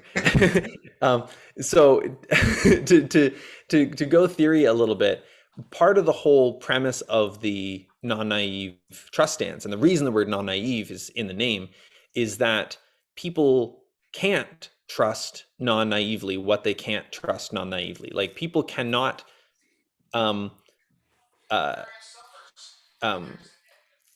people can't hang on a second. People can't trust things that are sufficiently other or something like that. Like, if something is too foreign from your current position, you just can't trust it because you just don't know it well enough. It's not exactly too foreign, but it's about something. It's like, so going back to the thing we were saying earlier about people projecting things, there's a sense in which what's going on when someone's projecting their mom onto their girlfriend or whatever, or their dad onto their boss or whatever, is that their body mind is saying in essence, I can't trust that you're not my mom. Now, this is sort of absurd on the surface. And obviously you'd sort of immediately want to clarify it and say, well, I can't trust that you're not going to screw me over in the same sort of way that my mom did. But there's something about the, like, when I say trust in this situation, what I mean is, sort of treat as true. I can't treat as true without sort of forgetting something. Yeah, I can feel my mind like tied in knots by like double negatives, and I'm like, how do I translate out of double negatives into the? No, the double negatives are the point. Double negatives don't resolve automatically. Right. Well, if I was like, you are my mom too, or to my boss, if I said you are my dad, right? Yeah. That's the, like, if I cancel out all the double negatives, I get to like, you are my dad. And like, obviously my boss is not necessarily my father. And so I need to like now work out the problem that I'm having the experience where my boss is my father. Like, why am I experiencing my boss is my father? Yeah. So that is useful, I guess. But I guess, yeah. So with the version that's like, you're my dad, removing the negatives sort of makes it funny and absurd and sort of helpful. But in the version where it like helpful in the sense that it's sort of suddenly you're like, yeah, okay, well, obviously not though. But in the version where what's actually going on is instead being phrased as, and I mean, this is the same scene, it's just two different phrasings. If what you're saying is something like, I can't trust you not to screw me over like, my friend did in third grade or something, then if you remove the two negatives, what you get is, you're going to screw me over like my friend did in third grade. And that's an accusation. Like,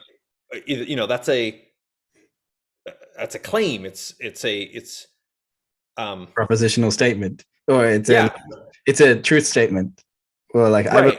I believe you are going to screw me over, or I'm certain of Yeah. a bad thing. Yeah. Whereas I can't trust that you're not going to screw me over, is expressing the same sentiment, but sort of only your perspective on it. Mm. So it's not claiming that the other person should think they're going to screw you over, or that they even understand what the hell you mean, because they don't know anything about your third grade friend. Right. We're starting to talk about like containering, right? I hold myself in the container where I am having the experience that you are my father, and you're not going to take that personally. Potentially. Did you catch that? Did I drop? Gonna repeat what I just said. I got it. I just got a little water down my windpipe. So I'm holding myself in the protected container where I can express I'm experiencing you as my father without it landing on you and being offensive on your side. Like, you are my father. You're going to be mean to me like my father was because you're my boss. Yeah.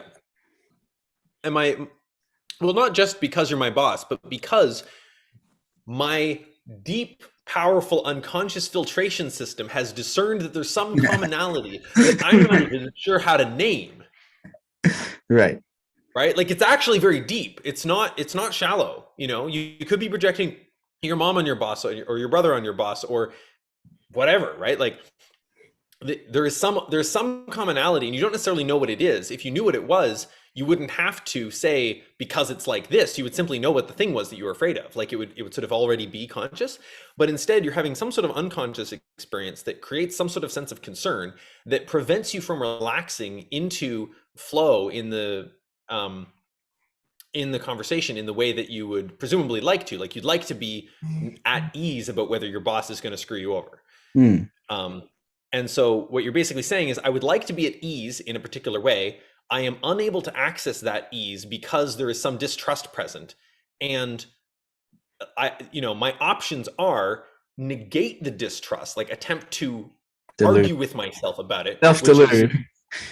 Basically, or validate the distrust, and either I might notice, once I validate the distrust, I might notice ways in which, like, oh, I see, my boss XYZ, therefore I'm not actually worried. You might notice that just sort of internally when you presence it, but you also may not. Like, you might be like, nope, I'm just actually collect more data.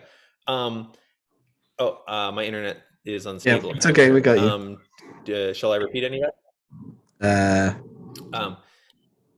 Yes, repeat. Yeah. So it's like, either you sort of delude yourself, you sort of pretend to trust.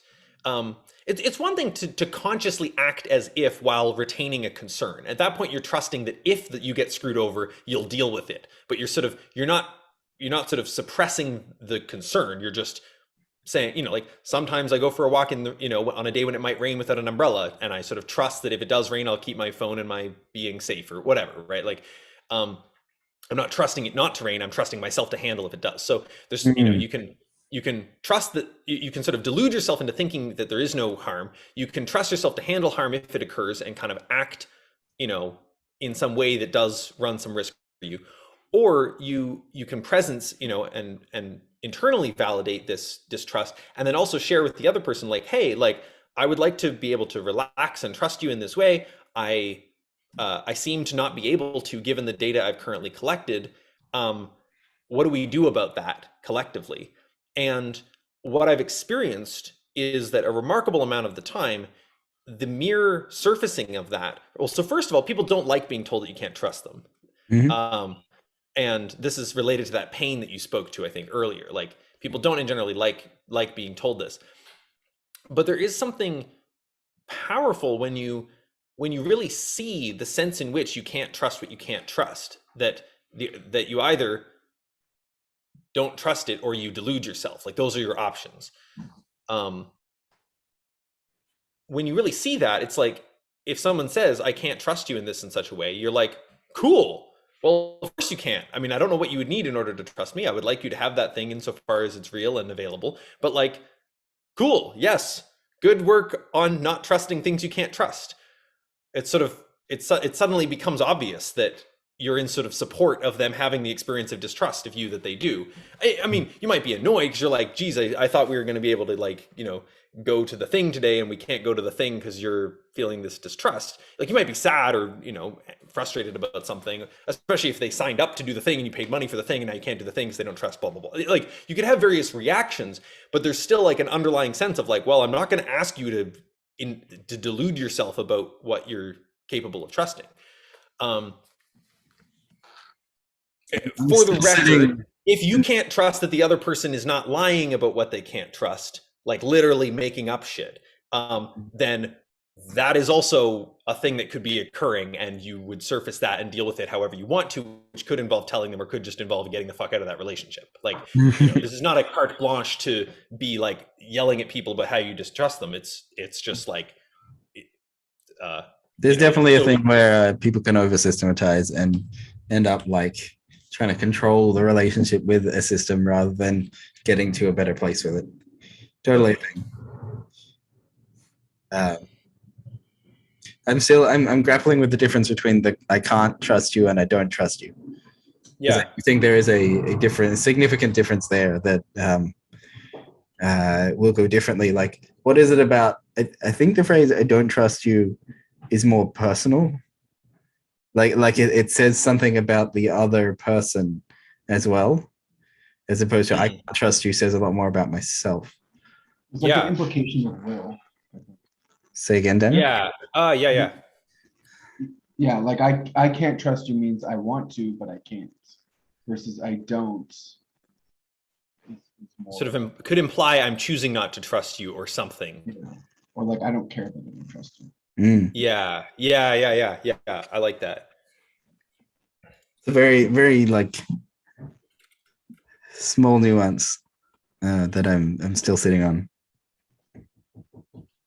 It's small here, but it might be like in a relationship, it could be huge. Yeah. Right? Like it's between I can't or I don't is I can't trust you, like let's take 2 steps back and work on it. Or I don't trust you and I'm moving forward without trusting you. Right? That's the end of the relationship. So like implicit, like it could imply that. Yeah, what's on my mind is I tend to advocate for ownership of problem, and I'm learning, or I'm trying to work out like what is the difference in or like maybe it's not so much ownership of problem, but like deliberateness. If you're going to cut the problem in a certain way, like know that you're cutting it in the way that you intend to cut it. And in that sense, like what is the difference between the 2 ways of cutting the problem? And then from there, like when do I want to use each use case of I don't versus I can't? Yeah, this is super cool. This is like I haven't had any cutting edge of working out non-naive trust ends. Yeah. This is great. It's happening live. If anybody's watching at home, like you are seeing shit live being figured out about how meta protocol stuff works. We can put some links to what meta protocol is. Although if you search YouTube with meta protocol and my name or meta protocol Jordan Hall, you'll also find it. But stay here. You can watch that after. We're doing it live. Yeah, I'm interested in the like. So I'm to throw in more theories to my pile of theories that as NVC action inquiry, like everything is your subconscious, like all of this pile of theory. I'm just gonna add another one on the pile from like leadership development stuff. Actually, I was talking to someone last night about management. And there's this idea in like the infinite stack of managers, like above you are managers and below you are managers managing other people down low, right? You're in the infinite stack of middle management, right? Which is sounds disgusting. It's the dystopia of like the Dilbert universe, right? The Dilbert universe is like you have managers below you, you have managers above you. It could be infinitely recursively management. This the whole company's management, top to tail. Management all the way down. Your job in the middle management is to pass requests for resources up the chain, like, oh, my staff below me need more money, need more, a new photocopy, need new computers, whatever, pass that up. And like the people who are above me are asking for a report. I need to delegate that to someone in my underlings and avoid doing any work altogether. That's the leadership thing. And in this sense, you can't be blamed for anything because nothing's your responsibility. You just need to pass the message up or pass the message down. This is also terrible leadership advice because nothing ever gets done, right? Everything just gets passed. Everyone passes the buck. On the other hand, if you do want to take responsibility from a leadership perspective, like, I will get the report done, my people below me need me to advocate for them upwards. The people above need me to put the pressure on the people below. Like, you can be an active part of actually doing shit. And strong leadership is the taking agency over the so the phrase "I can't do that" is like, I take ownership of that. I can't do it. I can't trust you. I take ownership of I can't trust you. I don't trust you is more like a comment that there isn't trust in this dynamic that we have going here. I don't trust. Yeah. So I think there's a really important distinction here, which is, this is messy. Yeah. Yeah. There's more extreme version of there is not trust here. There's I don't trust, I can't trust, and there is not trust is an extreme version of I can't. Yeah. Well, so sort of, but it doesn't have that. It doesn't maybe if your issue is that I can't implies some helplessness.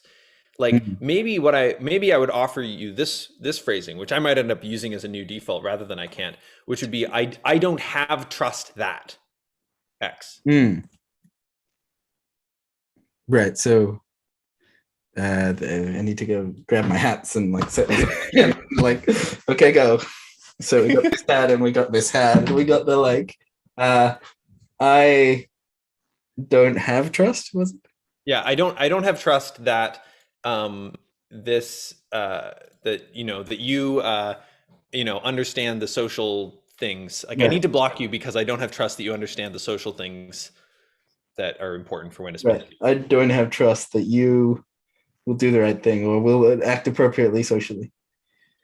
That has a lot less, and there's a tricky thing here because there's less pain there, but I don't know if that's because I've walked over those trails already once today.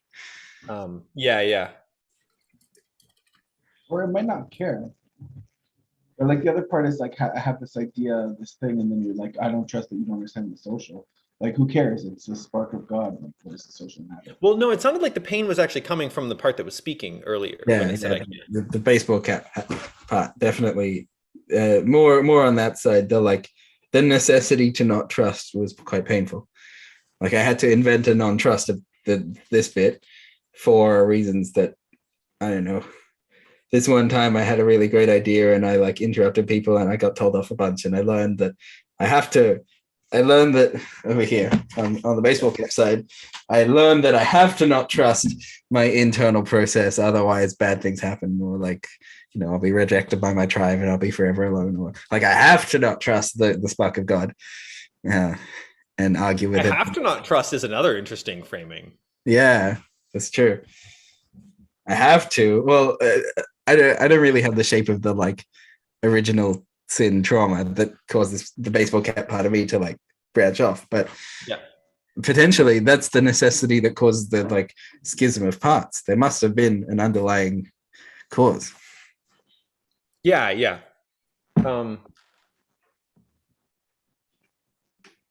So the thing I wanted to highlight a couple minutes ago is maybe it's I have to remain hypervigilant. Anyway. Yeah, that's an interesting. So a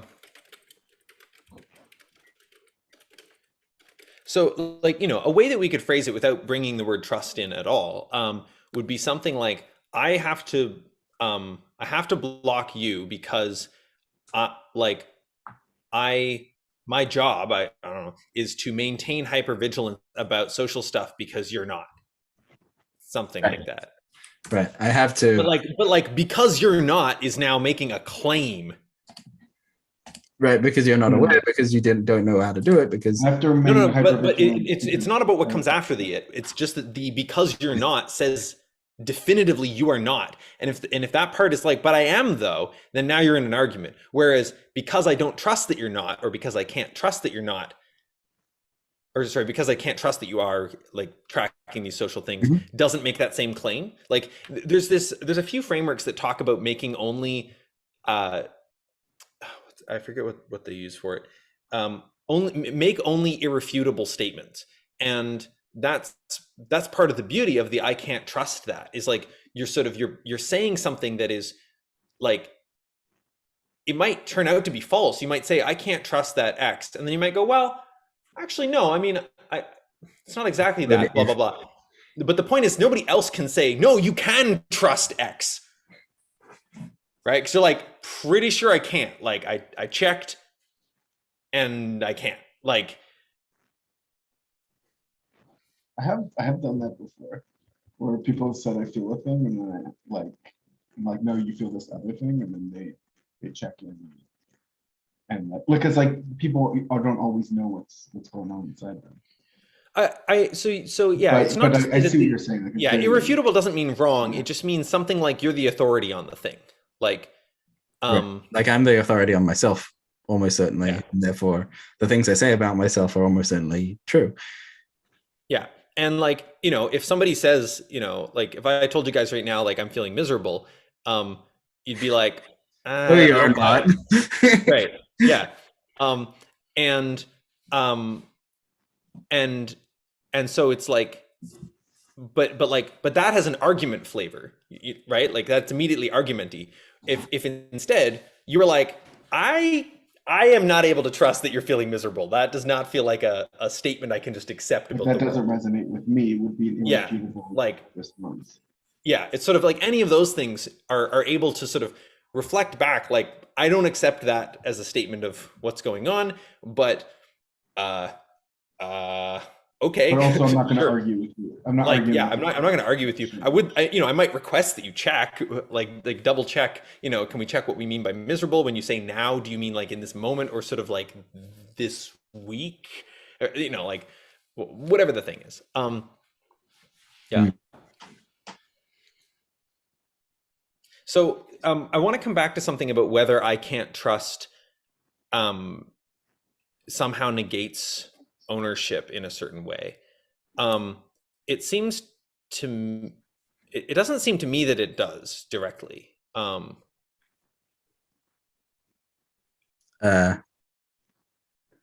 I can say a bit more about like how I'm seeing it such that that's the case. There's probably a usage as well. Like there's a way to use it in that it leans left and then it leans right. The words I can't trust. ... What do you mean, Daniel? Before. Well, I was just gonna say like switch the subject. So instead of saying trust, like let's say it's dieting. So if I say I can't diet versus I don't diet, like which one? Like how does it relate there? Or I can't see movies versus I don't see movies. I can't eat meat versus I don't eat meat. Okay. Hey, I got a good one. I don't hear you versus I can't hear you. Yeah. Well, that's very complicated because yeah.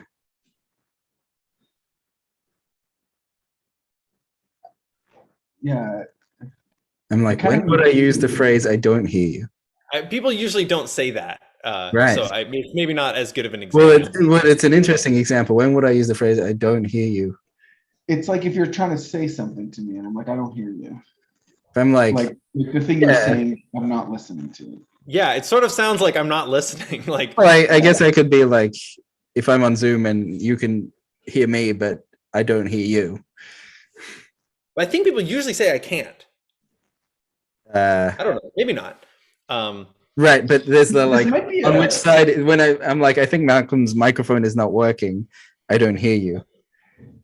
Whereas if I'm like, oh, I think maybe my speakers aren't working, I can't hear you. Or maybe we can flip it. I think your microphone's not working, I can't hear you. and I think my speakers aren't working. I don't hear you. You can actually flip it. It works perfectly the other way around. Maybe it's not that obvious. But at any rate, I guess what I would highlight about the sentence, I can't hear you, like it doesn't imply anything about whether I expect to hear you in a few moments. It's like in this moment, I can't hear you. Right. Oh, there we go. Now it's working. Right. Like.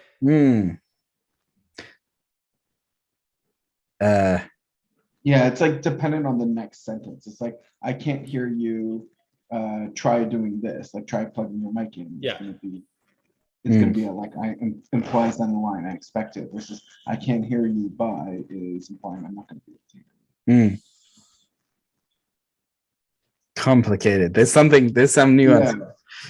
Yeah. To go half a step meta and just to like look at the discussion that we're having around the wording. Great. Yeah. Good call. It might make like the wording might also be like very contextual to the people and to the situations.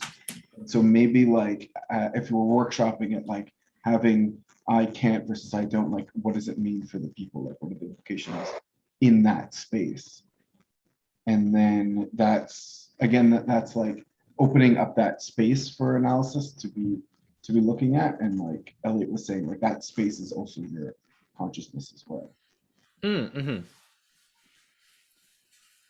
Yeah.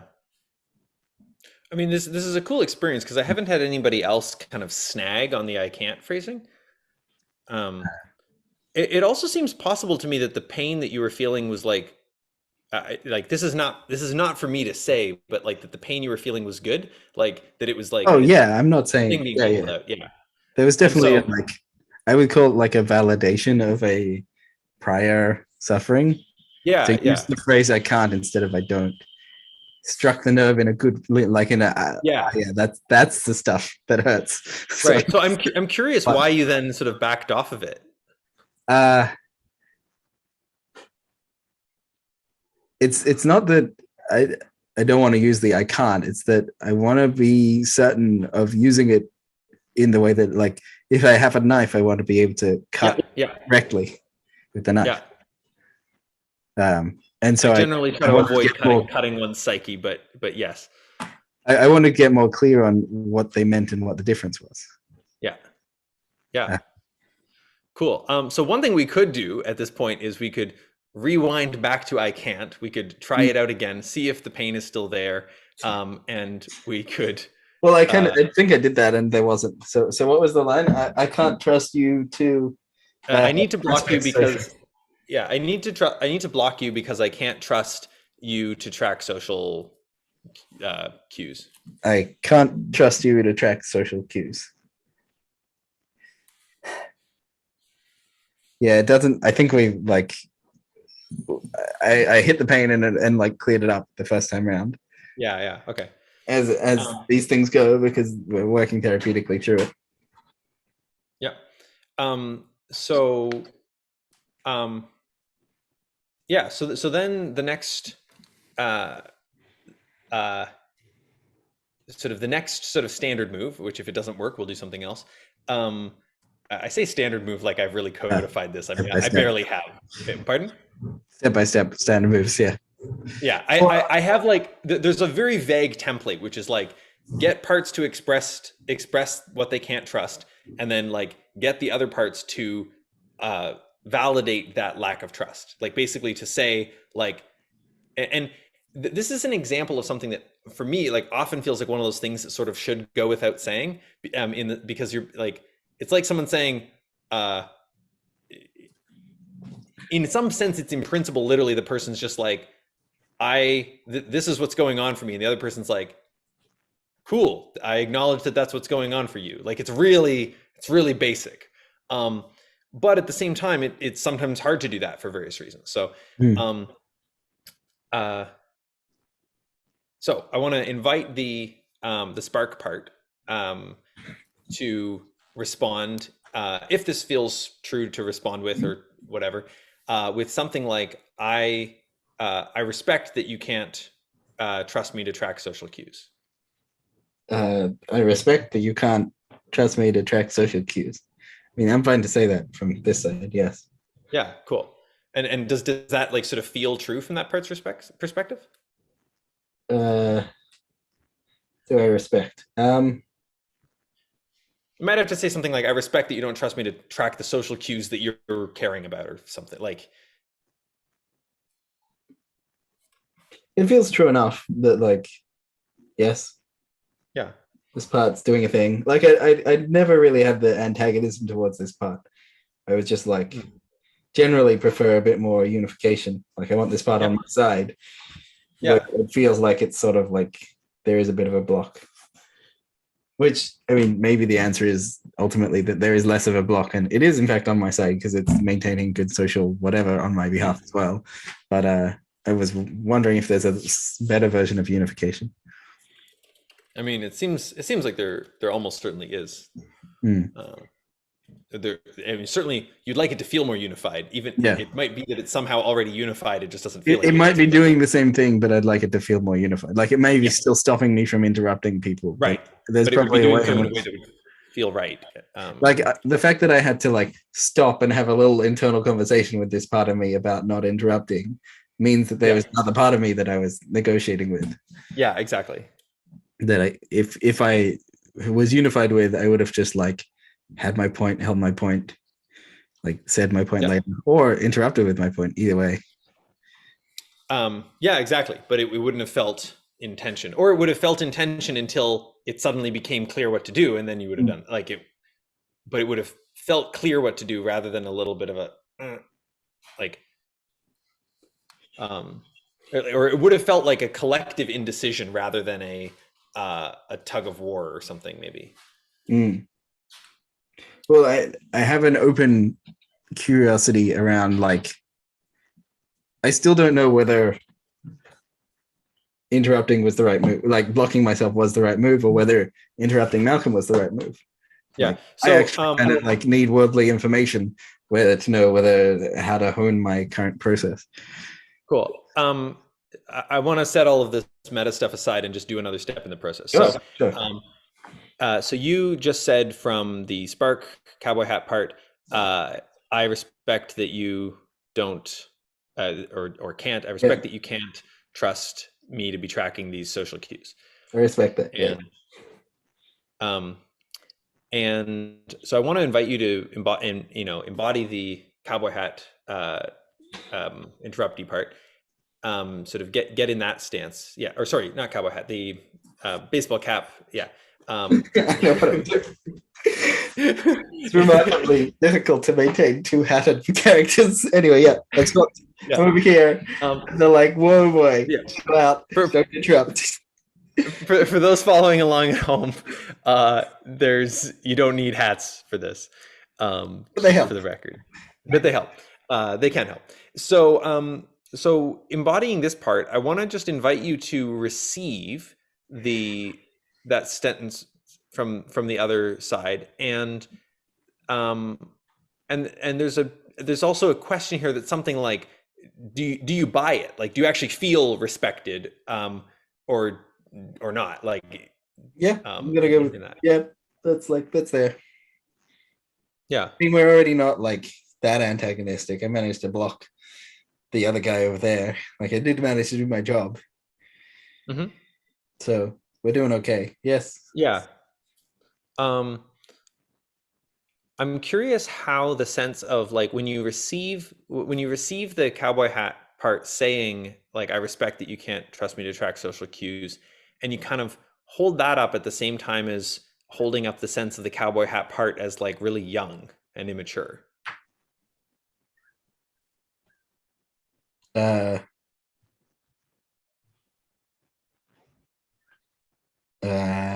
don't know. What am I looking for? Well, sort of like it's those two things seem to me like maybe a little bit contradictory. Like I wouldn't expect a little kid to be able to sort of like the idea of this effervescent energy that's just going to go off and do the thing, and like, I sort of wouldn't expect that to be like, oh yeah, it makes sense. Like I respect that you have to block me because you can't trust me to track social cues. Like I sort of wouldn't expect that part to be able to say that. So I'm curious if that seems that way to you, if there's some sort of contrast there that feels helpful.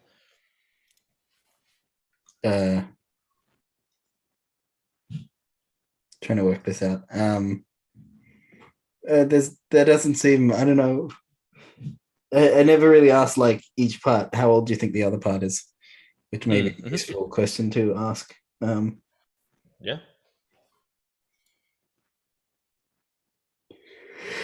Hmm.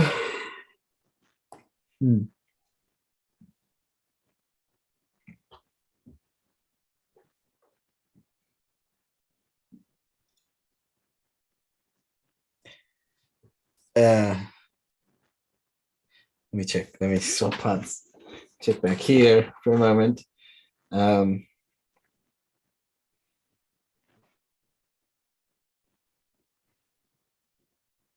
Yeah, I'm still on board with. Earlier, I was saying that the spark part seems more unified with more of me, and so when I'm like, okay, how old is this thing here on this side, the spark part? I'm like, it's complicated because it's clearly the young spark, and then also like older maturity versions of myself are here, and that's like kind of like a step off to the side of maybe early teenagerdom. But like, we have to have this one weird quirk to keep us in line. Right. Most of me is over here, and I've got like one bit of me over there. Yeah.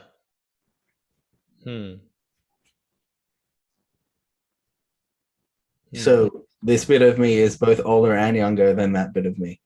Yeah.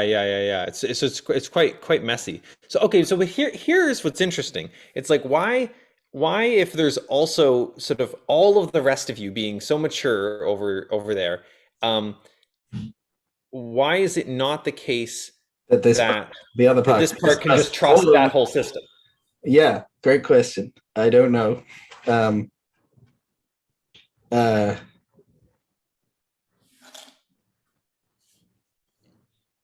I don't have a clear introspective answer. Yeah. I think part of what's going on is because there's on this side of me, there's multiple ages, and so different parts of me could have different perspectives on that part, on the other. So from the top of my stack, I'm a reasonably functional adult. From and then as I go down my stack, like these social roles that I had to hard code, this guy over here, kind of helped me survive. And then we've got the hard coded, and then we go younger again, in which the youngest versions of me just doesn't have the social reasoning at all, and so that's out of my scope for the younger versions of me. Right. Yeah. Right, but that so it's like I'm wondering if the older parts that are in the unified side could what would it be like for them to say to the baseball cap, like, I think we've actually kind of got this, or like over here, something like that. It's gonna be okay. Well, so the invitation I'm looking for is something like, I want you to like reassess the situation and trust me as much as it makes sense to trust me.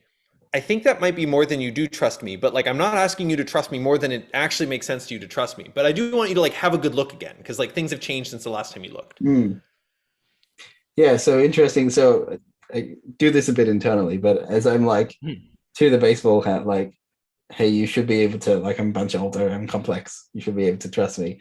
It's like, yeah, I don't. Cool. All right. Like, okay, well then. Like, no, I don't. Yeah. So now we have something a little bit more precise, which is not just that the baseball cap kind of doesn't trust the little one, but the baseball cap also doesn't trust the conglomerated system over there to like manage the little one. It's like, nope, that's still my job. Yeah. Or I mean, it's possible that this is its job and it needs to like slot back in somewhere. Oh, yeah, I mean, sort of, presumably. At some point, it should like either be able to let go of its job entirely or slot back into the main system, or Yeah, that seems right.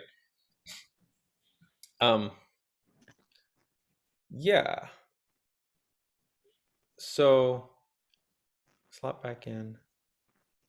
Yeah, so I mean, again here, like, let's see. I can tell you what. Okay. Here's a great. I've got a move if you want one. Yeah. So sort of speaking as the sort of more of the top of the stack, or more as the whole, or whatever. More adult, I call it. Yeah. How the question you might ask the baseball cap is something like, what would I have to do to earn your trust?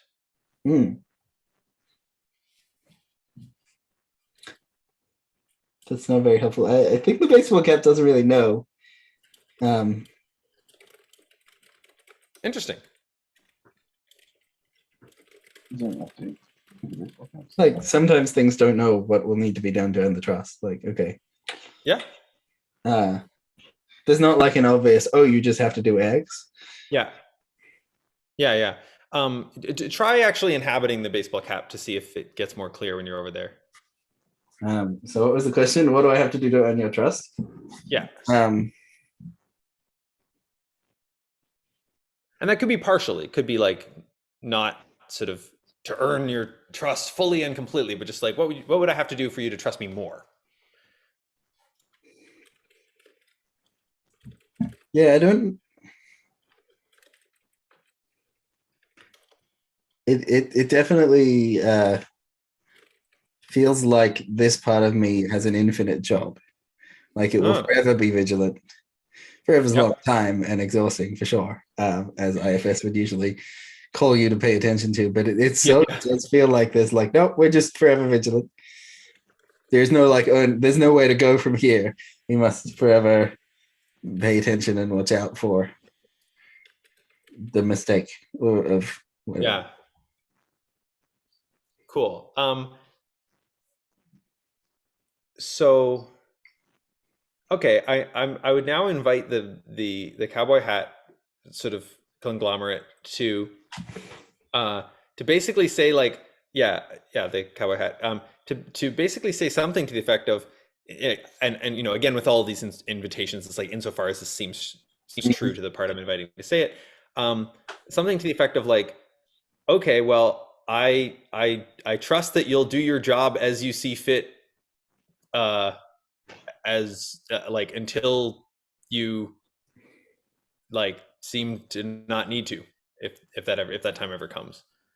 Yeah. And like, I might find that annoying, but like, I do trust you to do your job, or something like that. Yeah, I trust you to do your job until you're ready to, if you are ever ready to change. I'm trusting you to do your job. Yeah. Otherwise, like, I still have a split. That's my, like, yeah, I trust you to do your job, but there's still like something over there that's not, Right. Yeah. Okay. I can take you down like IFS. I know what IFS would do, which is the like. No. Like, that's not the point. Like, but maybe you can map it. I'm like, this is what IFS would do. You can map it. Oh, true. Yeah, maybe. Let me try one more thing, and then you can. Yeah, sure. You can do that. So I'm deliberately not like just solving my problem. I'm like, yeah. You're doing a great job of that. It's helpful to have people who can introspect and like don't do so unless instructed. Yeah. Well, the trouble is, if I introspect, I could like erase the entire problem. Like, the whole thing could be gone. It could be unified. It could be like, but we're trying to like work through this process and make sure that it's functional. Yeah, it's a very weird case study on that front too, in a sort of interesting way. But maybe at some point I'll find some. On that note, I'm like quite impressed with my introspective process. Like, when you've asked me a question, I've gone like, oh, here's 3 steps into that. I'm like, oh, I didn't know I had those there. Actually, a lot of introspective. Like, a couple of times I've gone like, oh yeah, I have all of the background there. Yeah. Okay, so to just like speak out loud a bit for a moment, I'm going to actually face Daniel and just sort of explain my thinking a little bit. So my assessment, nice. My assessment of sort of where we're at right now is, we've sort of, like, the conglomerate part has kind of like taken the baseball cap part's perspective. Like, it kind of sees what the world looks like to that part. And it's kind of like, well, like, yeah, that makes the sense that it does. And it doesn't know exactly what that part's perspective looks like necessarily, or it might be able to, like, it would sort of already be able to sort of, like, if it knew exactly what that part's deal was, it would I think be able to just sort of prove that it understood, and then that part would relax. But it sort of it's at least sort of respecting that part and sort of holding nice it's sort of holding a sense of openness towards it. And so the thing I'm going to feel into now is, can we get the baseball cap part to take you take the form of an effigy I build. I think Elliot's child side is in charge now. Yeah. Amazing. What's his name? I don't know. I mean, this one had like the spark. I didn't really get a name for like the socially aware. Yeah. Over there. It's like cool. It's like he's like a cool kid. He's got like. Oh yeah, cool guy. Yeah, cool guy, and he's like socially aware. Don't say that. It's not cool. Yeah. Yeah. Perfect. Yeah. So basically, what I want to see now is, like, can we get this cool guy to take the perspective of this conglomerate and just sort of see what it's like to be the rest of Elliot or something like that. So I got to swap. And yeah, I don't know if you're gonna like take your shirt off. Gonna put that guy down. It's not that kind of channel. So yeah, I can try sort of guiding you through this, but maybe at first I'll just like see what happens if I say, try like being this part and imagining what it's like to be this other part. Being this Yeah. guy, that guy, yeah. Yeah. That guy seems like a lot of work. He seems like he does a lot of work, or it is a lot of work to be him. Uh-huh. What do you think it's like for him to relate to you?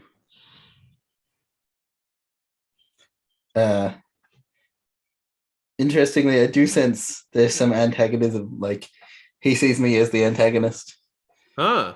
to his mission. That's interesting. So he was sort of saying that he didn't. He said things seemed pretty from like, that side, but from this side, it feels like he still doesn't really like me all that much. Ah, okay. Which is like, maybe it is that I sense that I am interrupting. You know, like, I feel like I have a heavy responsibility of like keeping track of social things, but. Would you like to be? Yeah. Would you like to be? Well, there's a few things I could ask here. One is like, would you like to be interrupting in a way that feels good for this? For that guy. For the conglomerate, that guy. I'm indifferent. If I could, I guess I would take it up. Right. It's sort of like that's not the priority. You're not going to like sacrifice your main job for that, but like, you know, you'd like to maybe not be antagonized or like not to feel that. Yeah. Feels a bit tiring being the like endlessly vigilant interrupter. Yeah. Yeah. Do you feel lonely?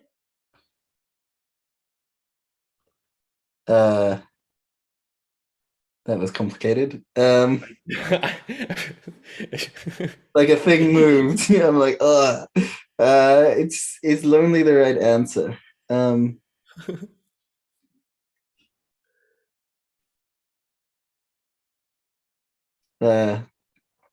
So I'm gonna have to mention the IFS move here before, because it's like it's right here. Yeah.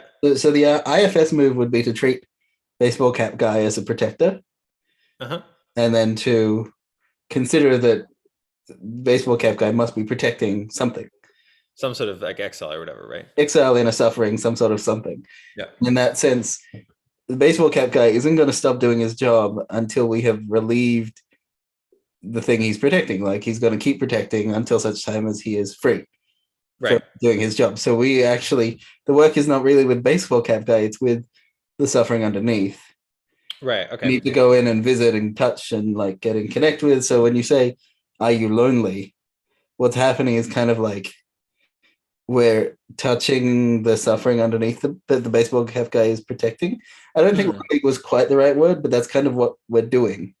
Right. That's what the word kind of evoked. Yeah. Well, Yeah. getting in touch with the suffering, which needs processing for this guy to be able to like feel more relaxed about his job and how he has to forever be vigilant. Yeah, it was neat. Like I didn't plan to say that. Like it just sort of I blurted it out as the sort of obvious thing. Right. And but it does make me wonder if maybe like part of what that move did was sort of it tapped into some sort of pain disconnect sensation that's sort of over on that side that like hasn't been integrated into the conglomerate. Does that sort of feel true? Yeah. It's like it's not like the conglomerate is the entire rest of Elliot. It's like it's a large amount of Elliot or something, but it doesn't include everything. And one thing it doesn't include is whatever this protector is protecting or whatever. Yes. Yeah. I'm like, I haven't gone there. I'm still like, I'm holding the move and I haven't done the thing yet because I'm like waiting for the like. Yeah. Right. So let's see. So, I mean, this is a general question about trust dance. Is trust dance trying to get into the exiles? Yeah. So, I mean, exiles is sort of a frame from internal family systems from IFS. But what I would say is like, it's sort of it is. I'm definitely aware of in the context of trust dancing, either interpersonally or internally, that sometimes the source of the distrust functionally is something that's very deep, right? And so that there is some basic suffering there that, in some sense, like maybe what's going on is basically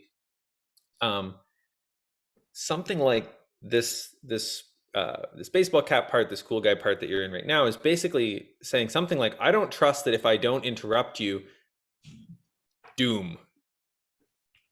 Yeah, I don't know what the shape of the doom is. We use the word lonely a moment ago, but some sort of like badness. Yeah, some sort of social badness, which like makes sense given the nature of the thing. Yeah. Something's been like back propagated to that part that says this is the bad direction, but they can't necessarily predict out why or what. Yeah. So I guess what I would like, there's various ways we could perform this introspective move or whatever. But I think from an ITD perspective, like, I can come up with phrasings like, I don't trust that if I don't interrupt, then doom. But at the moment, we're kind of just talking to this part. Like, we're actually not, it doesn't really sort of, how it's relating to the other thing is sort of, it's relevant, but it's not at the center. Is we're sort of just talking to this part. We can just kind of ask this part like, hey, like what's under all this for you?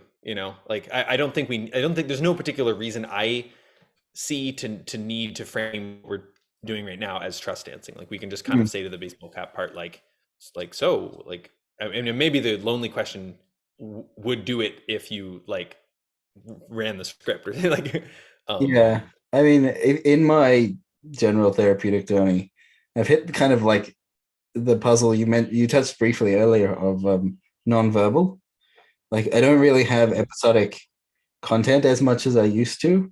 Like it's not like, oh, my baseball cap part can be like, oh, when I was 13, I was in school and then I interrupted the teacher and then I was severely told off. I don't have an episode that's as clear as that. I have like general felt sense of bad. If I'm like, what is underneath?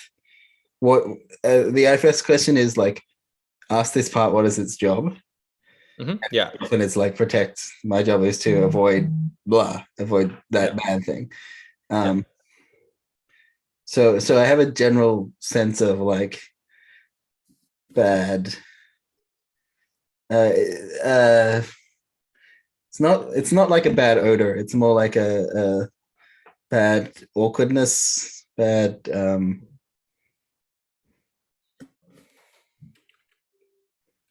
Some sort of trying to work out what is the shape of this bad phenomena. like I protect from that thing. Yeah. I think yeah, it's a little bit of shame like I protect from Yeah. it's not quite horrible shame, but like I protect from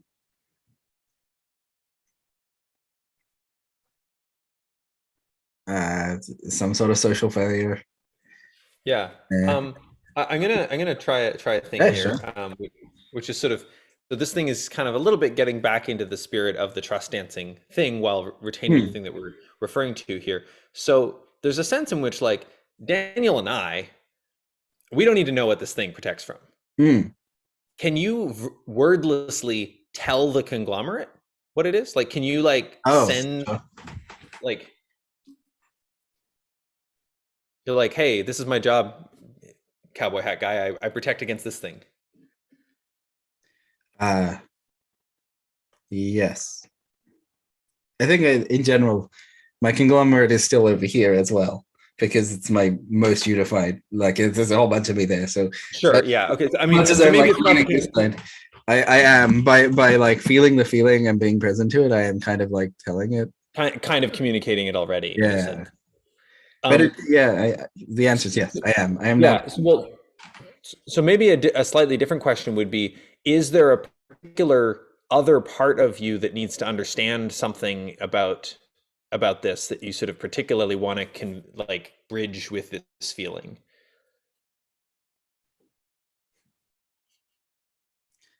Uh,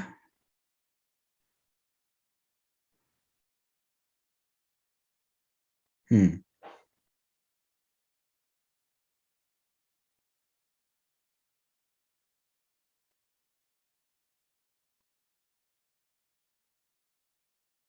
I don't think so.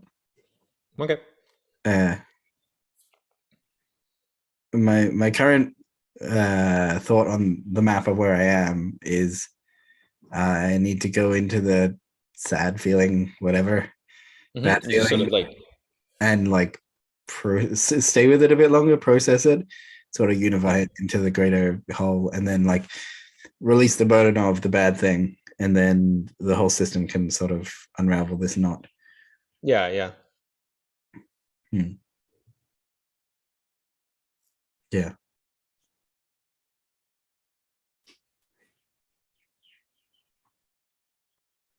Hmm. Yeah.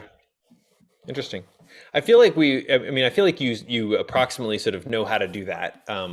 And Yeah, I um, mean, when I start, IFS calls it a trailhead. Start down a trail. yeah. Never really know where it's going to go. Yeah. But having found it now in this conversation, I'm like, okay, I will address this, or even just knowing as much as I already know, it will probably unknot itself by the end of today. Mhm. Having just kind of sat with it and like hung out with it. Yeah. Um, although this one, it feels like there's more to it. There's like uh underneath the bad is two different other types of bad that we were protecting from or something. So I have to go a bit deeper Yeah. into like sitting with it and trying to work out what the heck is going on. Yeah. I wonder if we I wonder if we want to kind of wrap here and maybe sort of reflect on, like, what did we learn today? Sure. Um, Yeah, I uh, think closing all the, like moving up the container ladder. So like, because we kind of make containers within containers within containers. yeah. Um, so yeah, sort of, is there anything else that needs or wants to happen as part of closing out doing the internal trust dancing thing itself? Um, I think I'm generally okay. I know the question, and it's like, is something incomplete? And the answer is not really. Yeah. I've kind of got most of me here even on both sides, noticing that there's a disconnect and noticing that there's something to process. Yeah. So yeah, I'm good. Cool. I thought you did great, Elliot. Oh, thank you. Very brave to open stuff up like that. Yeah, so for Malcolm's benefit, I usually dig into Daniel's stuff and not my own. And Daniel doesn't usually dig into my stuff on stream. So this was me being in the character seat for once. Oh, fun. That's cool. Glad to get to help make that happen. Yeah. Is there I guess I have one question for around internal trust dancing, which is and the answer may be there are many, but is there one move in particular that is the aha moment, or is it just like So for many people, there's a really big aha moment when and I'm not certain that we couldn't have gotten something like this with you, but your system, things seemed kind of sticky for you. They weren't, it wasn't something, so I don't know. Like I did try this a few times, and it either didn't happen or didn't aha. So, but the thing that tends to hit people really strongly is basically the one part is like, I don't trust that you're not gonna whatever. And then we have the other part be like, okay, I respect that you don't trust that I'm not gonna whatever. And then the first part is like, wait, what? Like I get to just actually have my experience? This is amazing. Wow, holy shit, this is so nice. Like, and that in and of itself creates a kind of meta trust. It's like, okay, well, if you're willing to let me have my distrust, then interesting. Well, like, what don't you trust about me? Maybe I can respect that, and maybe I can let you have your distrust too, and we can like start from the point where we're actually at, which includes this, this distrust and so forth. Right. Yeah. Let me see if I can translate that into this situation. Yeah. Because I think this particular pattern, the two parts kind of like acknowledged each other's existence and that each were necessary in doing their jobs, but it's kind of like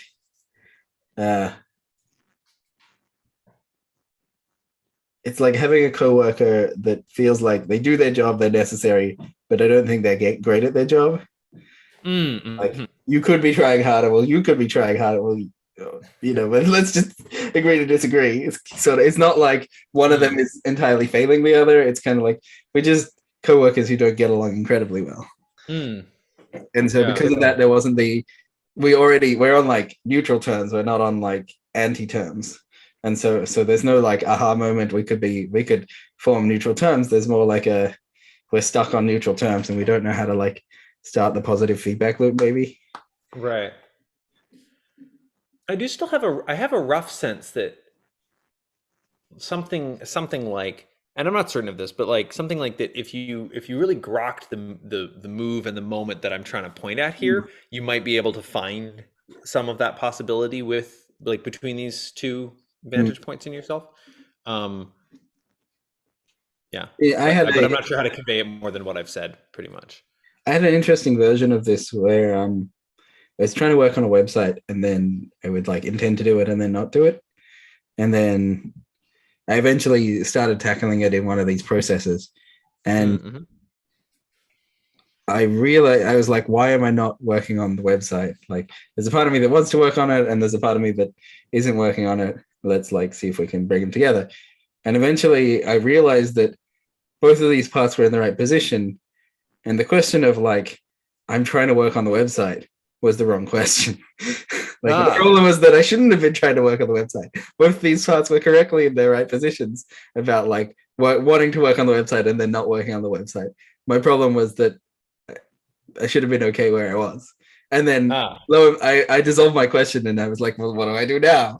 And then I was like, well, I don't know. And then within a week I had been working on the website anyway. Just like, but the problem was that the question was like too coarse or something to my mind. Right, work on the website as opposed to, oh, hey, there's a thing about my website that needs changing. I'm just gonna do it. Yeah, right. Yeah.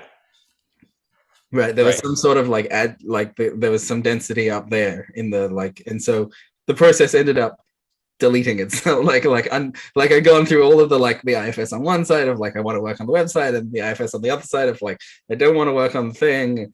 And then like those were all seem like pretty happy, contented parts. And then all that was left was the like, well, why did I even ask all these questions? Oh, there's the problem in the like start. So you know, sometimes that happens too in these weird processes. Yeah. Yeah. Or like the question, like there's another avenue here that isn't between these two parts that is the problem. Like you know, the exile is the problem, or like right. Yeah. Yeah. Anyway, interesting process. Thank you. Yeah. This was fun. I loved how deep we went and how this whole thing got to be public. I don't think it's a particularly impressive demonstration of the thing. You know, we didn't have one of those magic moments and stuff like that, but it is interesting. So maybe I agree there was no like thunderbolt and lightning or aha or whatever. Cool. Well, I'm really curious to hear from you. Yeah. What we do have is like introspective awareness. Like we have like gone down the channels of this, and then like what if we turn left and what if we turn right? Yeah. And we like did a lot of like many people just don't have that capacity. Like they're sitting there going like, you mean I can just ask myself what I want? Yeah. And seeing some of like us go through like, well, what do I want? Okay, what if so part of me wants this, part of me wants that. That alone could be profound for someone to watch. Yeah, even fair if we enough. didn't have the aha moment. Like we conducted a boring process that other people can't even do, potentially. Yeah. No, fair enough. I'm curious if you found any part of it particularly insightful or surprising or something like that. I'm interested. I will be looking at like can't and don't as the like, what do we mean by that? And I suspect there may be an even more complicated relationship between them, where one of them is for social cultures and one of them is for individualist cultures or something like that, where like what you mean when you say can't is embedded in the culture in which you express it in, and what you mean when you say don't is embedded in a different culture in which you express it in. And what are you trying to point towards from the entire web of mine, yours, and the in-between? Like if we have the relationship that includes me, the problem, and you, when I say can't, I mean one thing, and when I say don't, I mean another. Mm-hmm. And when you say don't, you mean this one, and can't means that one.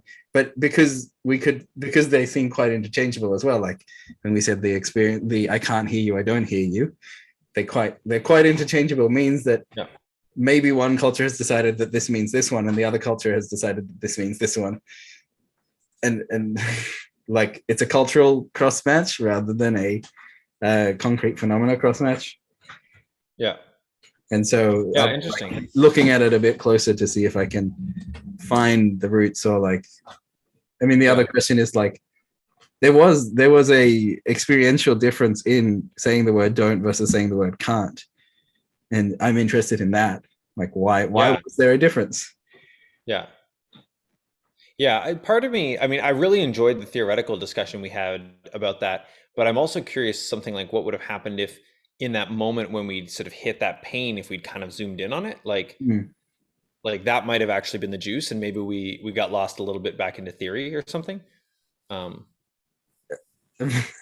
definitely have a deflective strategy into like theories, but it was also fun. It was also fun. It was, but it does highlight to me that like, well, I don't know. I mean, I'm taking away two things from this. One, can't versus don't distinction, more interesting than I thought.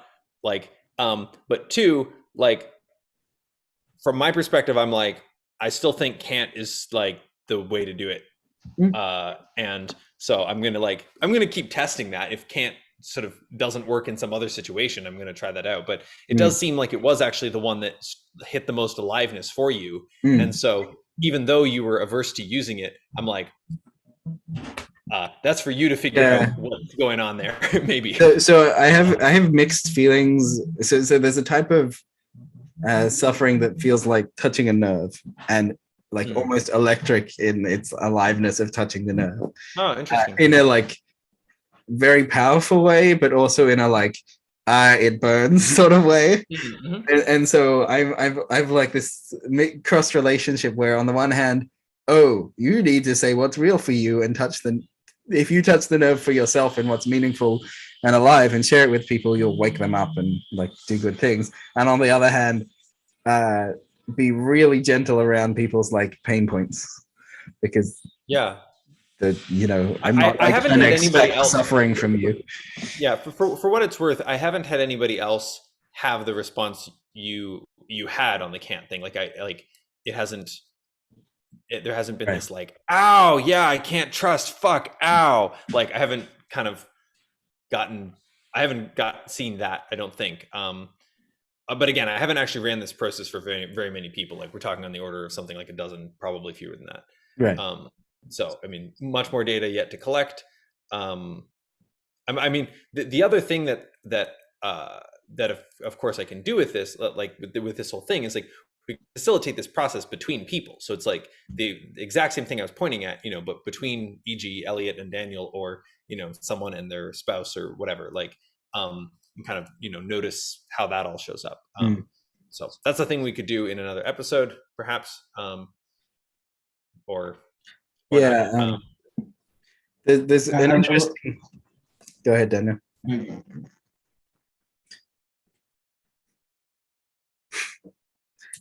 Go ahead, Daniel. I think it's more divergent. So you can. So there's this idea of like a living practice, which applies to meditation, gestalt therapy, NVC. A bunch of these big systems have like adopted the idea of a living practice, where to teach NVC, you have to do it in a nonviolent way. Otherwise, you're really not good at it. Yep. And I'm curious if there are ways in which you can integrate the trust dance into the process of trust dancing. Yeah, I mean, I feel like I already do that. I could, which is not to say I couldn't do it better, but it's certainly my, if at any point in what we were going through, like what I was going through with facilitating with somebody, I think this has even happened once or twice, although I forget exactly what it was. There could be a thing that shows up where the person actually doesn't trust me as facilitator, at which point, like, I am going to be trust dancing sort of with them. But until such point occurs, or, until we notice that something appears to be catching in the interface between us, I'm not like highlighting anything about that. But it's definitely like, I don't take for granted that the person or any of their parts sort of should be trusting me on any level, like my intentions, anything I say about myself, my suggestions, like, and so if I pick up on, like, the person might just say it directly, but I could also like pick up on some sense of them having resistance that's towards me, not towards themselves, at which point I would then be trust dancing with them. So yeah, I would say it entirely living practice, 100%. So this is very interesting to me because and I can say one more thing about that. Yeah. Which is like, there's a temptation. I mean, there's a general temptation when doing therapy or coaching or like any kind of facilitation or whatever, to like want the thing that you're doing to work. But like one thing that applies in general to trust dancing as well is that, like, you have to just sort of do it and find out what happens. Like, you don't get to like, this thing will solve the thing. Like, you have your hypothesis, but it's like, if I'm like, I can't trust that, you're not gonna whatever. And then you think, I think if I point out this, then he'll realize he can trust me. You like try. If I like don't end up trusting you as a result, you don't get to go, well, I did the thing, you should trust me. Like, there's no, like, there's just, did the trust in fact occur? And so likewise, it's like, if I'm trying to facilitate something for someone and it sort of doesn't work, I need to again have the same quality of surrender of like, okay, I guess that was not the move that was going to build trust in this moment. I like hoped it would, and it didn't. And like, I need to have the same utter ongoing respect for all of the distrusts that are showing up in the person, the ones that they've named sort of and that we're working with, and ones that are kind of in the background. Like I really need to be holding that core NNTD stance of just utterly respecting everybody's distrusts. And and that's, I mean, that is in some ways, it's just a different lens on, in some ways, the frame of coherence, empathy, or I don't know, impartiality, I think is a word that some other people use.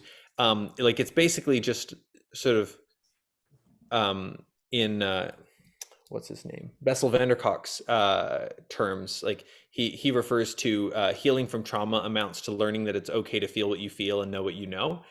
And you know, when I talk about the NNTD stance of like respecting all of somebody's distrusts, what I'm basically saying is like I am respecting that you feel what you feel and to know what you know.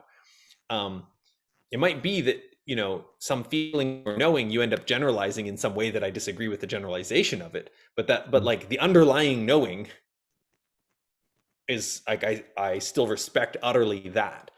And yeah, so that's, yeah, I like that you brought in the thing about living practice, because that does feel very relevant. I'm glad to speak to it here. So the other detail of living practice is it can go, so IFS does this thing where I might be the IFS practitioner, and then I talk to you and tell you, ask your part what its job is, and then I say, ask your part, like, is it okay? Can I say to you, can you try send your part some compassion? Right. So the work is kind of done between you and your part, which is very different to like Gestalt therapy, where the work is kind of done between me and you. Where I'm like, oh, you seem grumpy at me today. And then we like, the work is done on the relationship between the therapist and the client, rather than the therapist guiding the client to work on their parts. Right. And in that sense, the way we did internal trust stance was me working on, like, me getting direction from you to work on me. True. Yeah, we could also have me trust stance directly with any of your parts, right? Or you have me trust stance directly with you, right? Like, that's kind of like, you know, a whole different take we could have done on this, which if we'd started more open ended rather than saying internal trust stance, like then we might have even ended up here, would have been me saying like, okay, so Elliot, in what sense did you not trust me to feel safe interrupting me with this thing that felt so important and juicy to you? Right. Like, which would have been a super interesting other direction to go. Yeah. I suspect that there's something where the hierarchies of development mean as you get more practice, you're more willing to do the interpersonal one, because it's uncomfortable and hard, and more rewarding because the two people's the complex living spirits can interact with each other, as opposed to working on my two parts here. Or yeah, in fact, we're doing both layers at once, which would that's the thing. We're always doing all of it. I mean, sometimes we have our emphasis on one versus the other. You know, there's a way in which, like, it's definitely more complex. Well, you know, as facilitator, in a sense, facilitating between me and someone else is going to be really complex. It is in a certain way, it is, I think, more possible with the trust dancing thing than other modes, and that's actually kind of the point. The point of trust dancing is there, like, as a frame, is there is no authority. Right. Like, and so like we're just making moves, and we're trying to like find common ground where we can, and then when we can't find common ground, we're trying to build common ground. And like I know a whole set of moves that most people don't know, but like you have your own moves, and like we're just trying it out, right? Like there's no right answer. So it's like I could in a sense facilitate some trust dancing between me and someone that, you know, doesn't have the framework, and we could have that be whatever it is. And in some sense, that is sort of, without getting facilitaty teachery about it, that's what I'm doing every time I'm having any challenging conversation with somebody. Like, you know, when I stepped into a scene very like, I will circle you when you won't know what circling is. Yeah, and if the thing is done really well, and this is where it's not really about the language. It's like the other person has no sense that you're doing a thing at them. Like, you know, there was a point in the co-housing building that I was in some months ago where a guest that I'd invited disturbed a guest that somebody else had invited. And so I was in this situation of sort of like a apology on behalf of type of scene. And I just sort of brought all of my trust dancing, you know, tool belt kind of thing, and just showed up into the situation and just like really thoroughly took the other person's perspective. And she just like felt really seen and heard and understood. And she was like, you know, oh, okay, yeah, I get it. And, you know, blah, blah, blah. It was the sort of thing that like sort of wasn't going to happen again anyway, but it's still nice to like get on the same page about or something. Yeah, and so like that, you know, that went really smoothly, and I don't think she had any sense that I was like doing a thing to her. Well, that's I suspect living practices stop feeling like doing a thing and start feeling like just being. Yeah, very much so. Yeah, I even my description of bringing my trust dancing tool belt was kind of wrong. Like I have it on all the time. I sort of had to remember it was there or something. Like I had to. I had to bring my full presence to the conversation. Like if I'd shown up, you know, distracted or something or whatever, that would have not worked well. But like I didn't have to do anything that it didn't make sense to me to do. Like I was just showing up to a reconciliation situation and reconciling.